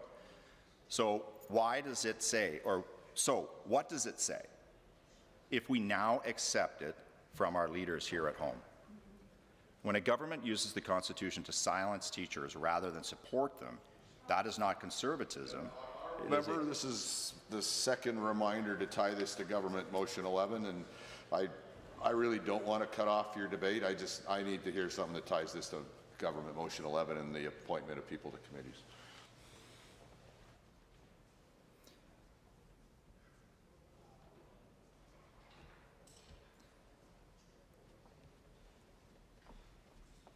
Mr. Speaker, this pattern of control doesn't stop at the classroom door. The same instinct that led this government to silence teachers is now being turned on members of the legislature. My colleague, the member from Lesser Slave Lake, on Tuesday was informed that his constituency was being gerrymandered out of existence. Quite a coincidence. Conflict has become this government's oxygen, and instead, it needs a steady supply to breathe. The same reflex appeared here again when the government House Leader informed me Tuesday night, without consultation, notice, or consent, that I was being placed on the Standing Committee for Private Bills. I am an independent member of this Assembly. I do not sit with the UCP caucus, and I certainly do not answer to them. Yet, this government, which claims to be the champion of freedom and autonomy, the self-proclaimed libertarians of Canada, now seek to impose their will on a member who no longer serves under their banner. Mr. Speaker, this is power without restraint. They claim I have no say, that consent is not required. But I beg to differ. They presume they can claim my time, my labor, and my role as they see fit. That is not democracy. That is arrogance where humility should be. Let us recall, Mr. Speaker, this is the same government that dissolved Alberta Health Services into politically controlled agencies, centralized communications under the Premier's office, fired AIMCO's leadership to install loyalists, blocked municipalities from working directly with the federal government, and created a provincial sheriff's branch answerable to Cabinet. They reject control from others, but they embrace it for themselves. And now they wish to extend that control here to the opposition, to independents, and to anyone who dares to stand on their own. And let me be clear, there is no universe that exists where this UCP government will impose its will on me again. I will decide how I serve my constituents. Mr. Speaker, this is not the first encounter that I've had with the member from Carson-Siksika. The Deputy Government House Leader on a point of order. Mr. Speaker, like you, I reluctantly rise on 23B sub 1. The member speaking to a matter other than the question under discussion. As we know, we're talking about Government Motion 11. These are all important topics, ones that this chamber can and should address when those motions and pieces of legislation are before the floor. What's on the floor right now is assignments for all the members who are not government members of this House to do work on committees, standing committees. That is the norm for all of us. This is what is debatable, the membership of those committees. That is the motion put forward. I respectfully ask the member opposite to address substantively that. He seems to be reluctant to do so. The other topics are of great importance, however, not the topic at hand today under Government Motion 11. Thank you, Mr. Speaker. I ask you rule in our favour that this member addresses comments to Government Motion 11 or that we move to a vote. You have a rebuttal, honourable member? Mr. Speaker, I think it's clear I was talking exactly on this subject. It's how this all came about. And there's a pattern here. There's a pattern of behaviour that's, and actually I'm seeing quite an interesting strategy developing here to interrupt my speech and to try to get in the way. And certainly there are tools in this House that could be used in order to further their side and to slow me down. But I am clearly on subject and on topic. As you asked me to do, I furthered my initial couple pages along and got to the meat of the subject. I mean, I clearly followed your instruction. Any other submissions? Honourable Opposition House Leader. Mr. Speaker, I only speak to observe that the member was speaking to Government Motion 11, that the Deputy Government House Leader has called a number of these points of order in this week alone, allowing very little flexibility. And I suggest that as a practice of this Assembly, the right to free speech, the right to be able to make these connections is incredibly important. And the government trying to be too restrictive is a pattern that I worry about. Honourable members, any other submissions? I have listened to the arguments on all sides, and the honourable member from Airdrie Cochrane, after being cautioned a couple times about returning to Government Motion 11, actually did that. Thank you. Even if I wasn't all, if you made me impatient before you got there, it was an honest impatience. So carry on, and with I hope a gentle caution to remain connected to Government Motion 11 so that you can complete your debate, sir. See as it moves along where I'm going. Mr. Speaker. Mr. Speaker, this is not the first encounter that I've had with the member from Cardston Siksika. He has previously blurred the line between debate and intimidation. Last spring in this chamber, he unbuttoned his coat and suggested that I might want to take my words outside. And I let it go. I said nothing publicly, and when asked by reporters, I downplayed it. But it happened. If that weren't enough, on this day, the day I resigned, February 25th, 2025. Now it's time to get back to Government Motion 11. Honourable member. Yes, on February 25th, 2025, the government whip for Lac St. Anne Parkland confronted me outside the federal building, offering his thoughts in a manner that I could only describe as aggressive. Mr. Speaker, from your chair, you have access to that video and you can see it for yourself. The previous speaker did. Twice, members of this government have sought to take debate beyond these walls. And twice, I have declined to engage because here, Mr. Speaker, ideas are supposed to fight, not the people. There is a pattern of behavior within this government that rewards confrontation and punishes dissent. In any other organization, Bruce McAllister would have been expected to step aside. But here, he's protected. I no longer work for the UCP, and that has been the greatest relief of my public life.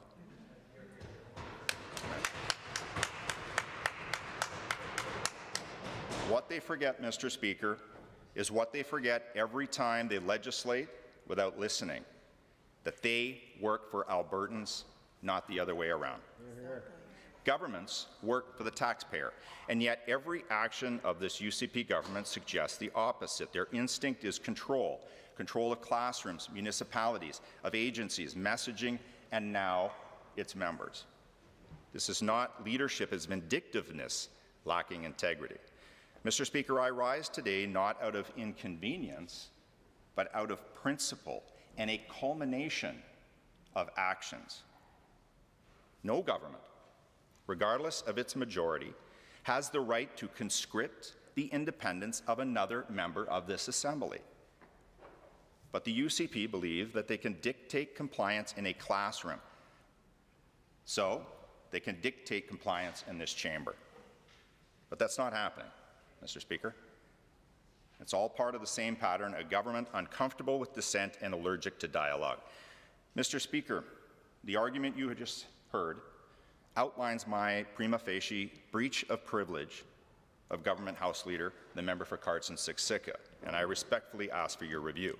His actions represent an abuse of power, an attempt to impose the will of Cabinet upon an independent member, and a clear effort to interfere with my duties and freedoms as a member of this Legislative Assembly. I will not be intimidated, constricted, or controlled by that member or any other. And this UCP government will not unilaterally impose its will on me or the people I represent. And I will continue to serve the people of Airdrie Cochrane with integrity, independence, and commitment. Mr. Speaker, the measure of leadership isn't how much power you hold, it's how you use it. And Albertans expect a government that uses this power to protect their rights, not its own interests. Thank you, Mr. Speaker.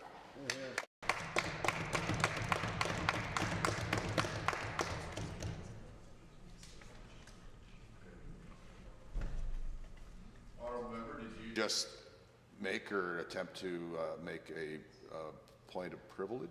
I did. Okay, well now we're into a different kettle of fish. The government can respond to that now or the next day. Is that, or the next day at your choice, Honourable Government House Leader? No,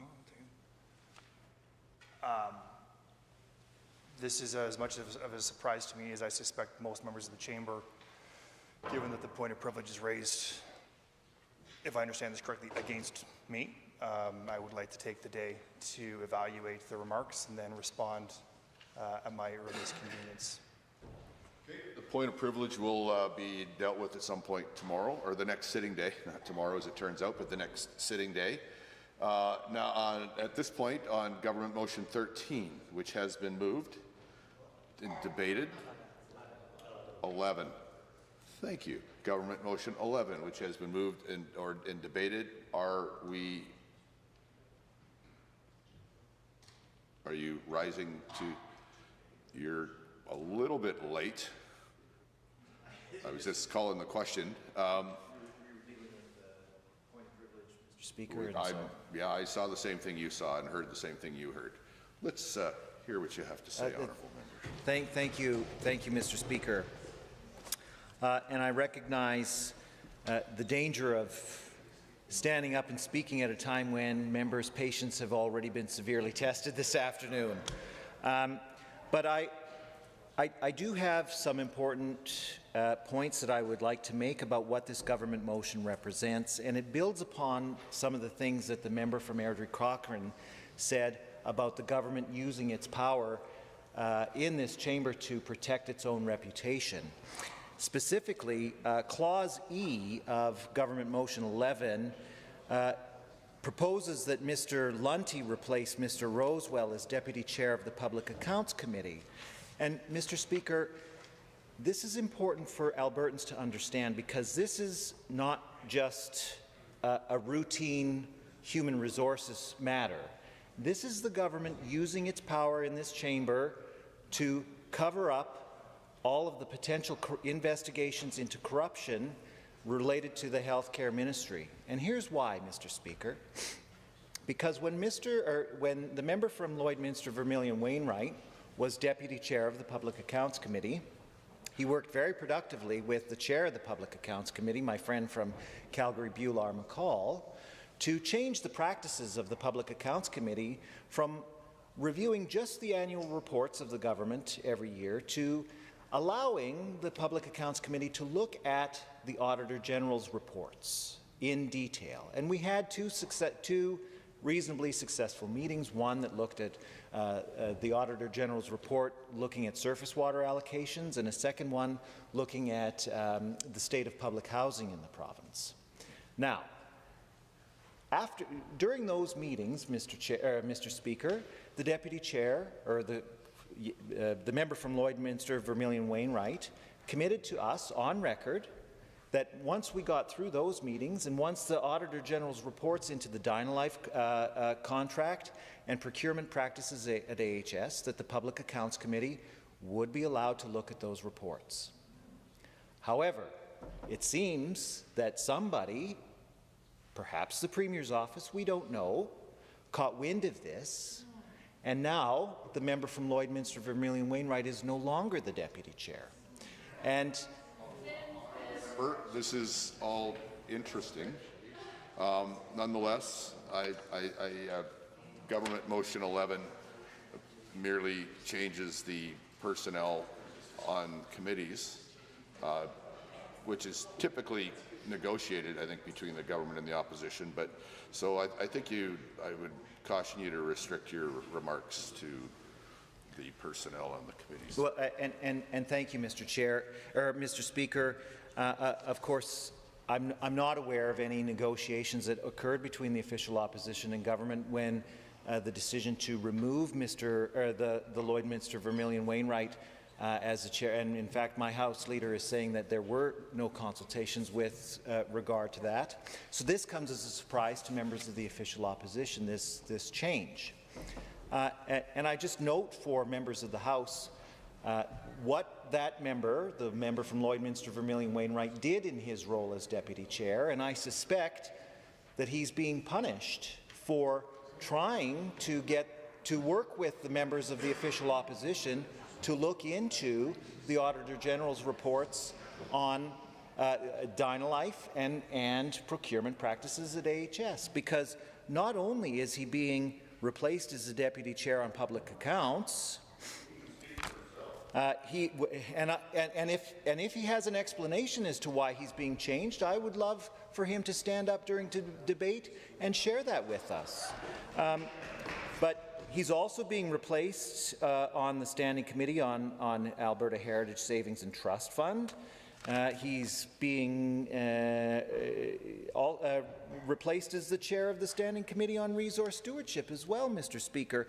So it looks to me and to anybody who's observing the practices of this House that the member from Lloydminster-Vermilion Wainwright is being punished for trying to allow the Public Accounts Committee to do its work looking into the Dynalife and the procurement practices reports from the Auditor General that are going to be forthcoming in the immediate future, Mr. Speaker. And so if that's not the case, as the members opposite seem to be implying by their outraged reactions to my statements, then I encourage them to stand up and tell us exactly what's going on with these changes that are being proposed in Government Motion 11. Honourable member, thank you. And I am grateful for your concern for other members' feelings. And though none of us know what other people's feelings are, so I think if there's an honourable member that wants to complain about how they feel, do or don't feel, they can choose to stand up and discuss that or choose not to.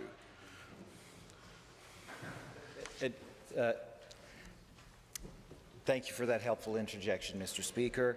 But my point stands that it is certainly my suspicion that the member from Lloydminster-Vermilion Wainwright is being moved because of his initial eagerness to look at the Auditor General's reports into Dynalife and procurement practices at Alberta Health Services. If I may offer a couple of other comments, Mr. Speaker, on the government motion, I also note that in Clause E here, that the Honourable Mr. McDougall is being replaced on Public Accounts Committee. I understand that over the summer that member has been appointed as the Minister of Advanced Education. I congratulate him on that appointment, Mr. Speaker. As the former Minister of Advanced Education myself, I know what a pleasure and honour it is to serve in that role, and I sincerely hope that he does everything within his power to make Alberta's higher education system as good as it can possibly be and to serve Alberta students in that role. I also note that the member from Lac-St. Anne Parkland is getting demoted from a bunch of his positions as well, which follows a demotion from position of whip. I'm certainly curious to see why that I mean, I would have demoted him many months ago, Mr. Speaker. I'm glad that the Premier's office finally clued into how ineffective that member has been. but I would be more than interested to hear government members' opinions as to why those changes have been made as well, Mr. Speaker. So with that, I urge government members to vote against this motion and show the people of Alberta that they are actually committed to investigating the corrupt care scandal that is racking this government. And nothing disinfects like sunlight, Mr. Speaker, and by voting against this motion, we can finally clear the air on this awful thing that's hanging over the government's head right now. Thank you. On government motion 11, are we agreed? If so, please say aye. Aye. If opposed, please say nay. Nay. I think the ayes have it, and that is carried. Takes two, three to stay.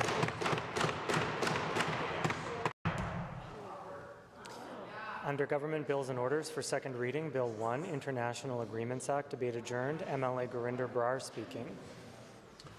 On Bill 1, honourable member from Edmonton, not from, but for Edmonton, Glenora. Thank you very much, Mr. Speaker.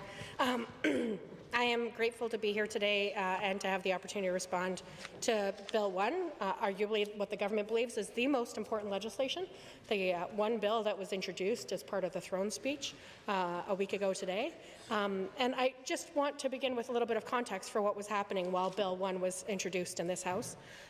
There were tens of thousands of people gathered outside on the steps and the grounds of the legislature in protest, calling on the government to take decisive action to address the need for collective agreements to be reached between Alberta's teachers from across this province, employed by all school divisions, and the people of Alberta, to ensure that students could get back to school and that staff could have reasonable work conditions.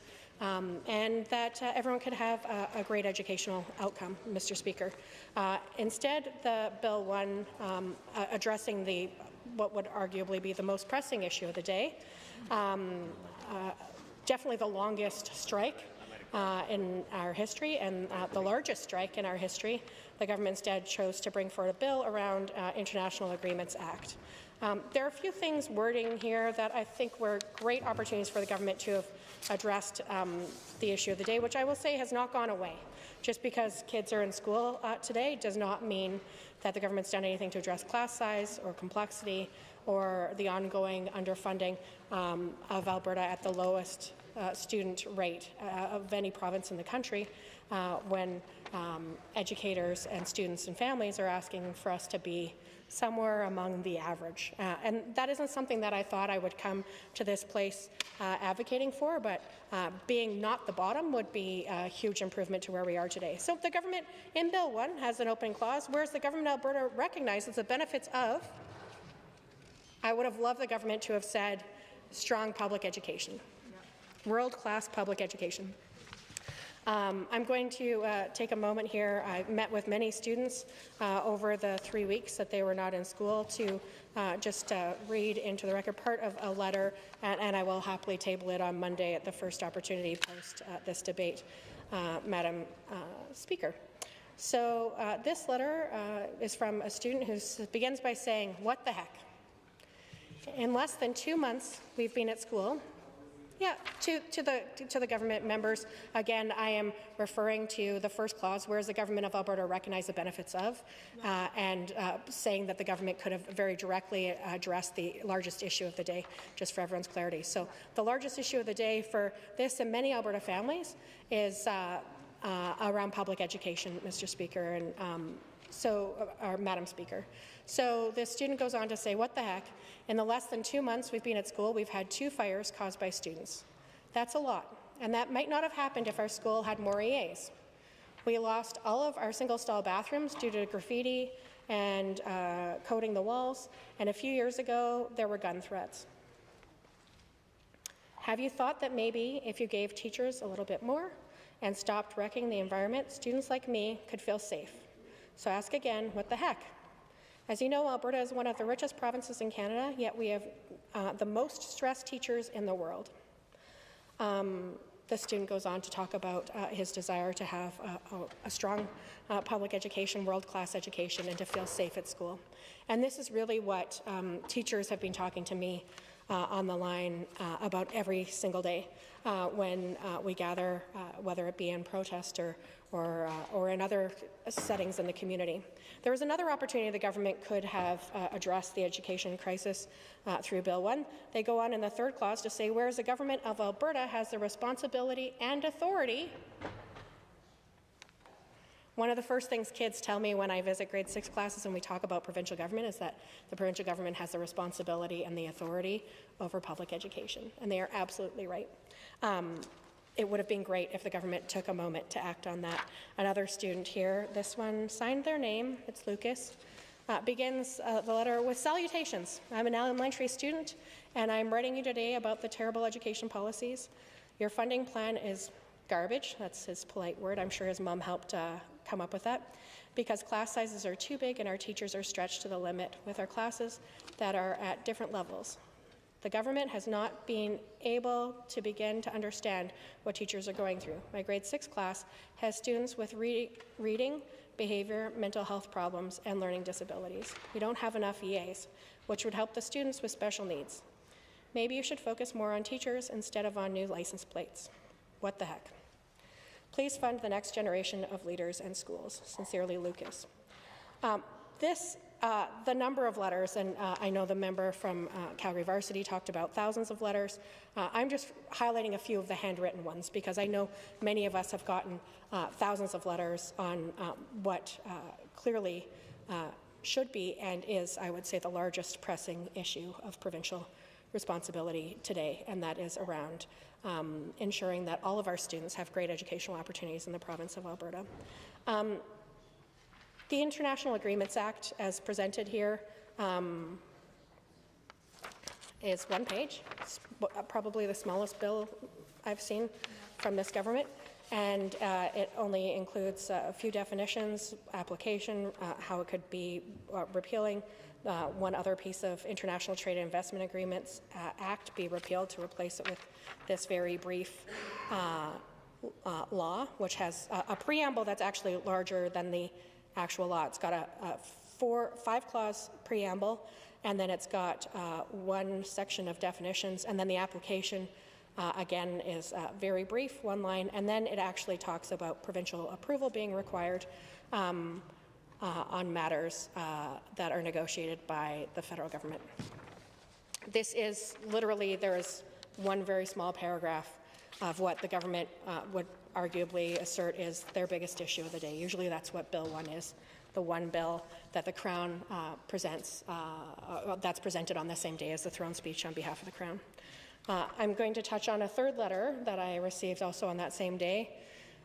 It's also from a student. This one's in grade 11. How do you expect our future world to operate? The Honourable Deputy Government House Leader. Madam Speaker, we are now more than 50% elapsed into the member's speaking time. There's been a grand total of 47 seconds spoken about the Act itself. Simply reciting the Act, this Deputy Government House Leader has risen multiple times, including today, as the Opposition House Leader has mentioned, on particularly 23B sub I. It is up to this Speaker's chair to decide whether these rules have force and give shape to our debates or not. There is no substance related to this Bill 1 in that speech to date, other than 47 seconds of summarizing. And I would like to either hear the member's contribution to this debate or ask the chair to please intervene. Because without the chair intervening in these matters, we have no power and no way to organize ourselves into meaningful deliberative debate. This body is a deliberative body. This rule allows us to be deliberative on it, and the members opposite are making a mockery of the decisions with the leeway that the chair continues to give members opposite. We ask them please to stay on topic to the debate at hand. The Honourable Member from Highlands Norwood. I'd like to respectfully disagree, and in fact we had this similar conversation yesterday, and it was ruled by the chair that there is much latitude, especially at second reading, and the member did a fine job of referring to the preamble in Bill 1, which directly relates to education, and she's using the opportunity to quite splendidly, I would say, connect the two, and I would love to hear her continue her debate, and I ask that the chair rule as has been ruled in the past. Thank you very much. Honourable members, we are at second reading on Bill 1, the International Agreements Act. Second reading, of course, is an opportunity to where great latitude is given on large swaths before we get into the meat of the matter. I am often frustrated with debates that surround themselves about things that should have been in the bill that are not in the bill, that are not related. However, the member, I'm certain, moving forward, is going to refer more to the meat of the matter of Bill 1 in second reading with the remarks that she has to make. So, great caution given. For the first speech here this afternoon, the Honourable Member for Edmonton-Glenora has the floor. Thank you very much, Madam Speaker. I'm simply referring to Bill 1, the International Agreements Act, and the clause, perhaps the Minister would like me to read portions of this clause. Provincial approval required is around international agreements as part of an international agreement that includes a matter that is not exclusively within the jurisdiction, is not binding to the Government of Alberta, is not part of the domestic laws of Alberta unless the international agreement or that part of the international agreement is implemented under the Act of the Legislature of Alberta. And of course, Madam Speaker, I'm drawing a direct connection between this bill and the Education Act, or rather what should be I think, highlighted within this bill is the opportunity for us to address the most pressing issues of the day. And Madam Speaker, I just have a third letter I'd like to reference today. There are many more for other days for tablings, but I think this one also adds to the context. The first two, we had an elementary student, a junior high student, and now a high school student. And this one is talking about how do we expect the future world to operate if the next generation doesn't know that we are a part of it? And this is specifically speaking, Madam Speaker, to the author of this letter feeling left out by the government by the actions that were taken and impacting the students' educational opportunities. Speaking as a student, teachers are crucial to every child's development, and underpaying teachers while overwhelming them with overcrowded classrooms is not good for anyone in the equation.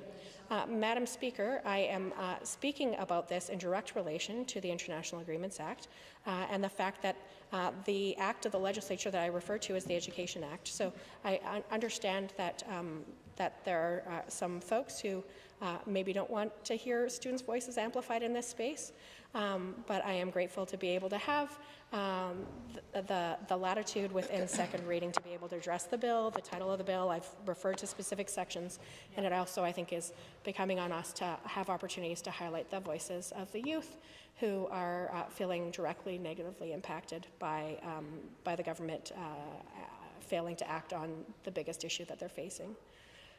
Again, this student highlights stress and the fact that they know that teachers are expected to work unpaid overtime, yet a number of mine are still spending extra time and money to provide students with the resources that they need to learn. And I hope that you can see why this is simply not fair, not healthy, and won't help anyone in the school system. We need you to listen. Listen to our teachers and the students whose lives their work shapes. Investing in education, developing a real plan for class sizes, and implementing it. Madam Speaker, this is why I appreciate the government would rather we talk about symbolic bills that replicate pieces. I appreciate that the government, or at least some members of the government, would rather I not talk directly about things that are impacting people in the province of Alberta right now, that they would rather debate bills and their symbolism in this place. Certainly, Madam Speaker, there are many pressing issues. And I am sure that partially what maybe is leading to some of the frustration from some members opposite is the fact that their families are also experiencing frustration with the impacts of not having respectful negotiations with frontline education workers, Madam Speaker. When I first ran in my main speech, I think I touched on sort of my political path and how I ended up here, Madam Speaker. And that was, of course, in response to Bill 1 in 2015.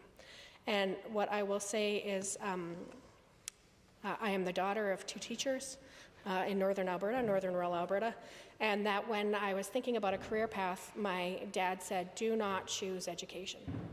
He said the politics is too nasty in this province, and this was, of course, after he and my mom had been both forced to take a 5% rollback. Every other light bulb in our classroom was taken out, and he didn't feel respected or valued by the province that he devoted his career to. And when I responded to Bill 1, I made mention in 2015 that I'm a little bit stubborn, so I chose the career path they did not recommend, partially because I wanted to make the politics in this province better for public education. And I think that all of us should take the few days we have between when we rise this afternoon and when we return on Monday to think about the role that we're playing in causing greater disrespect and division for people who are working in public education, or the role we could play to make sure that our schools are great places for students to work and learn, and that they themselves aspire to be public education teachers in the province of Alberta when they are done their K-12 education. So with that, Madam Speaker, I will cede the remainder of my time. I know that the member from Peace River is very excited for me to sit down. I will respect his nonverbal cues, and thank you, Madam Speaker and members of the Assembly, for allowing me to highlight some of these voices of students who have been negatively impacted by these government actions. Well done. Are there others to join the debates on Bill 1 in second reading? Seeing none, I will call the question. On Bill 1, on second reading of Bill 1, the International Agreements Act, does the Assembly agree to the motion for second reading? All those in favour, please say aye. Aye. Any opposed, please say no. No. That is carried. Bill 1, International Agreements Act, is now read a second time. Under Government Bills and Orders, for second reading, Bill 3, Private Vocational Training Amendment Act, 2025. Honourable Mr. McDougall. The Honourable the Minister of Advanced Education. Thank you, Madam Speaker. I am pleased to rise today to speak on the second reading of Bill 3, the Private Vocational Training Amendment Act. Madam Speaker, these proposed amendments reflect our government's commitment to protecting students while supporting innovation and growth in Alberta's private vocational training sector. Private career colleges play an important role in Alberta's adult learning system. They offer diverse learning approaches to career-focused training and the flexibility to respond to the changing needs of Alberta's economy. With Bill 3, we want to ensure that this important role is formally recognized in legislation. Madam Speaker, students make significant investments, both financial and personal, in their education. If passed, these amendments will strengthen protections for students by establishing a student tuition protection fund, voiding agreements between schools and students that violate refund or consumer protection rules in the Private Vocational Training Act, improving tuition refund requirements to make the rules more equitable for students, and extending the cooling-off period to give students more time to change their mind after they sign an enrollment contract. These measures would ensure students are treated fairly and that their investments are safeguarded. Madam Speaker, most private career colleges conduct themselves responsibly. Unfortunately, however, there are some that do not. Amendments in the Private Vocational Training Amendment Act would help address concerns about false and misleading recruitment practices used by some private career colleges. The amendments would establish the authority to set clear rules for institutions on the use of third-party recruiters and financial incentives promised to students during recruitment.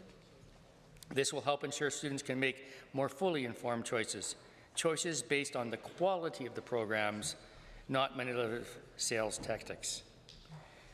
Madam Speaker, transparency is critical for maintaining trust in Alberta's post-secondary system. Earlier this year, my ministry launched the Private Career Colleges Registry, which publishes information about licensed vocational training programs, including location, cost, and license status. Amendments in Bill 3 would codify our authority to publicly post program and license information and build on the success of the registry. The amendments would also establish our authority to set rules or standards around the publication of information by career colleges. By enhancing transparency, these amendments would help students make better informed decisions on their educational investments. And Madam Speaker, as I mentioned earlier, unfortunately, some bad actors have emerged in the private career college sector over the last few years.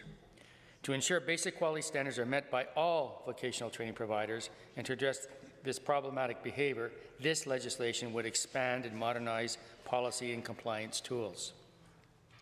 This would include allowing policy directives and guidelines to be issued which would provide clarity on the interpretation and application of legislative provisions, enhancing mechanisms to restrain unlicensed operators from offering vocational training, and strengthening the oversight of changes in ownership that would ensure buyers can't circumvent the approval process, and clarifying court enforcement, statutory appeal, and judicial review processes to ensure they are fair and timely.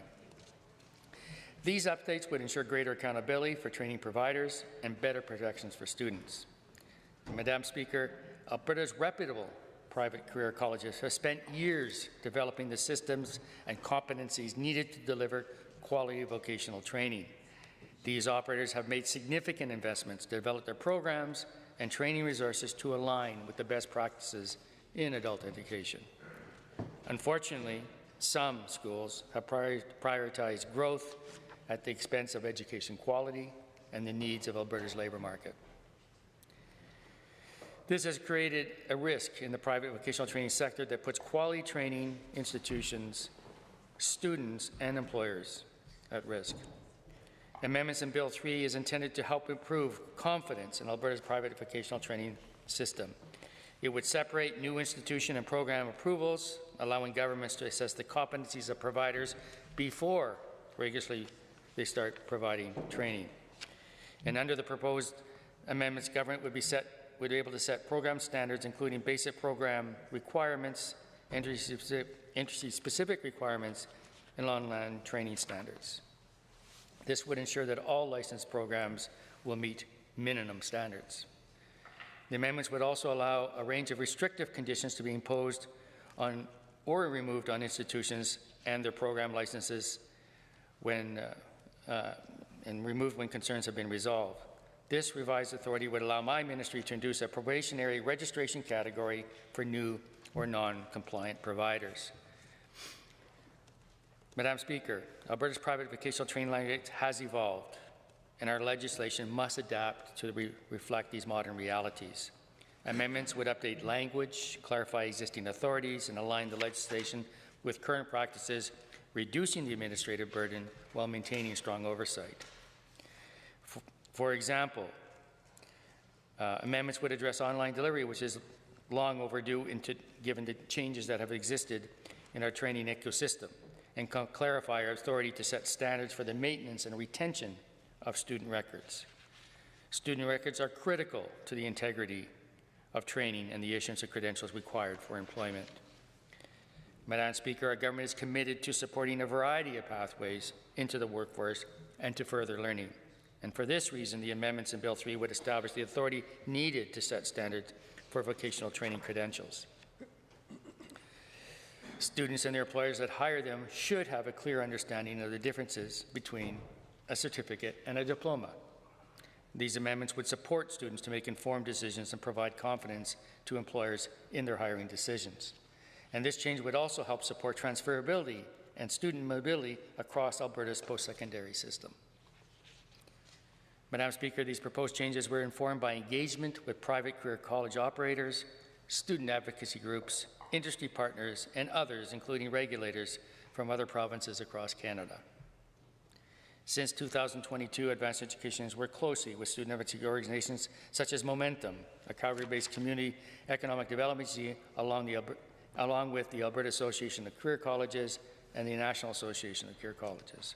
We've also engaged with professional associations and conducted surveys with private career college operators and their students. This collaborative approach ensures the amendments proposed in this legislation are grounded in real-world experience and are responsive to the sector. In closing, Madam Speaker, Alberta's private vocational training sector plays a vital role in helping students gain the skills and knowledge needed for their in-demand careers. These proposed amendments would help modernize the licensing framework, strengthen student protections, enhance transparency, and ensure more consistent vocational training quality standards across the province. I am confident this legislation will support stronger, more accountable, and more innovative post-secondary education system, one that serves students, employers, and the province's economic future. I urge all my honourable colleagues to support this important legislation. Thank you. Honourable Minister, can you just clarify that you're moving second reading? I'm moving second reading of Bill 3. Perfect, thank you. Yay. Any other members to join the debate? The Honourable Member for Edmonton Northwest. Well, thank you, Madam Speaker, and I appreciate the opportunity to make some comments in second reading on Bill 3, Private Vocational Training Amendment Act, and I appreciate the Minister's overview of this bill. Certainly, it's quite a long time coming. There's been people working on certain aspects of what we see contained in this bill for more than 5 years now. We know that thousands of Albertans are accessing our private career college institutions here in the province, and the regulation of these career colleges and the integrity of the education that people receive at the colleges, level of education, and just the safety and security to maintain the programs that people sign up for, the financial aspect to going to a private career college. All of this needed to be updated for sure. And we have lots of reputable career colleges here in Alberta, but there's been an explosion of so many new colleges that just need to be under some oversight that only the provincial government can provide. And so I appreciate many aspects of this bill. I certainly have some questions just around focusing on, let's say, the financial aspect of the operation and the tuition around career colleges, but I'm sure we can work something out to make sure that we serve students in Alberta in the best way possible. I make another happy note to see that the Minister did mention Momentum from Calgary and then the Alberta Association of Career Colleges. These both are very reputable advocates for a high-quality, affordable education system here in the province of Alberta, and I think that a lot of their ideas are reflected in this bill. So that's quite reassuring to see as well, Madam Speaker, because as I said, some people have been working on this for more than 5 years to get better regulation in this part of our education industry.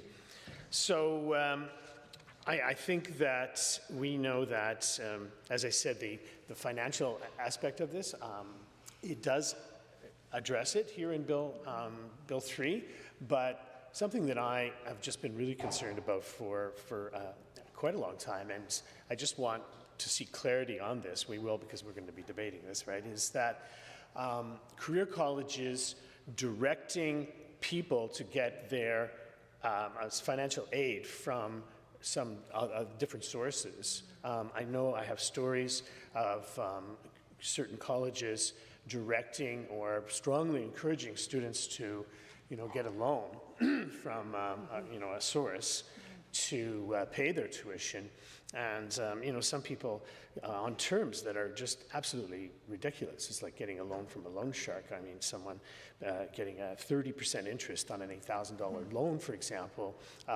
literally digging a hole that you can't get out from. And then another element is, I think, and it is to do with finances as well, is having people advocating to look for students to come to the college and then putting a price on the head of those students that they bring in, right? So it's like piecework, and you know, someone might get up to $3,000 or even $5,000 as a reward for getting someone to sign up for the college. I mean, this kind of thing is just really predatory, I think, and so I can see some pieces of this bill that seek to address that, but let's make sure that we put in bold letters that these kinds of behaviors are just not acceptable. And I see, you know, the minister reflecting on this, and we'll have lots of discussion over these weeks and months. As Alberta New Democrats, we recognize the importance of making sure that there's a place that's affordable and high quality for all students that want to choose to pursue a higher education diploma or degree and certificate. Those certificates and those degrees have to have integrity to themselves. They have to have value, because of course it's very expensive to go to a private college. And they have to be regulated as well. We know that our public universities and colleges and polytechnics have really suffered over the last few years, since 2019. Almost $500 million taken out of the system, and private career colleges have an important role to play to make sure that there are spaces available, because they're not. We're losing spaces in our public polytechnics and universities and colleges, and that's not acceptable. But each year, a new cohort of graduates come through from grade 12, or maybe the new people that have just moved to Alberta and to Canada, thousands of new people every year in those cohorts, and there has to be a space for them to study. It has to be affordable, it has to be of a high quality, and it has to fit into what our economy needs to educate people for the jobs of this 21st century. So I see lots of room for optimism in this bill, as my colleagues will study this further, and we will look at third-party validation further as well. I did have a chance to get some notes from Momentum, and they're cautiously optimistic with this bill. All right, so I think that's not a bad way to live in generally, is to be cautiously optimistic. In other words, just make sure that you are doing your homework and making sure that we're not just building something that's good for private career colleges, but good for the reputation of students being educated here in the province of Alberta. And with that, Madam Speaker, I would like to adjourn debate. Almost thought we were voting. Bill. Having heard the motion to adjourn debate, all those in favour, please say aye. Aye. Any opposed, please say no. So carried. The Honourable Deputy Government House Leader. Madam Speaker, it's been a long Thursday afternoon. Members are excited to return to their constituents and their families. I hope everyone drives safely, because I move that the Assembly stand adjourned until 1:30 on Monday, November 3rd, 2025. You heard that motion. All those in favour, please say aye. Aye. Any opposed, please say no. So carried. House stands adjourned until next Monday at 1:30.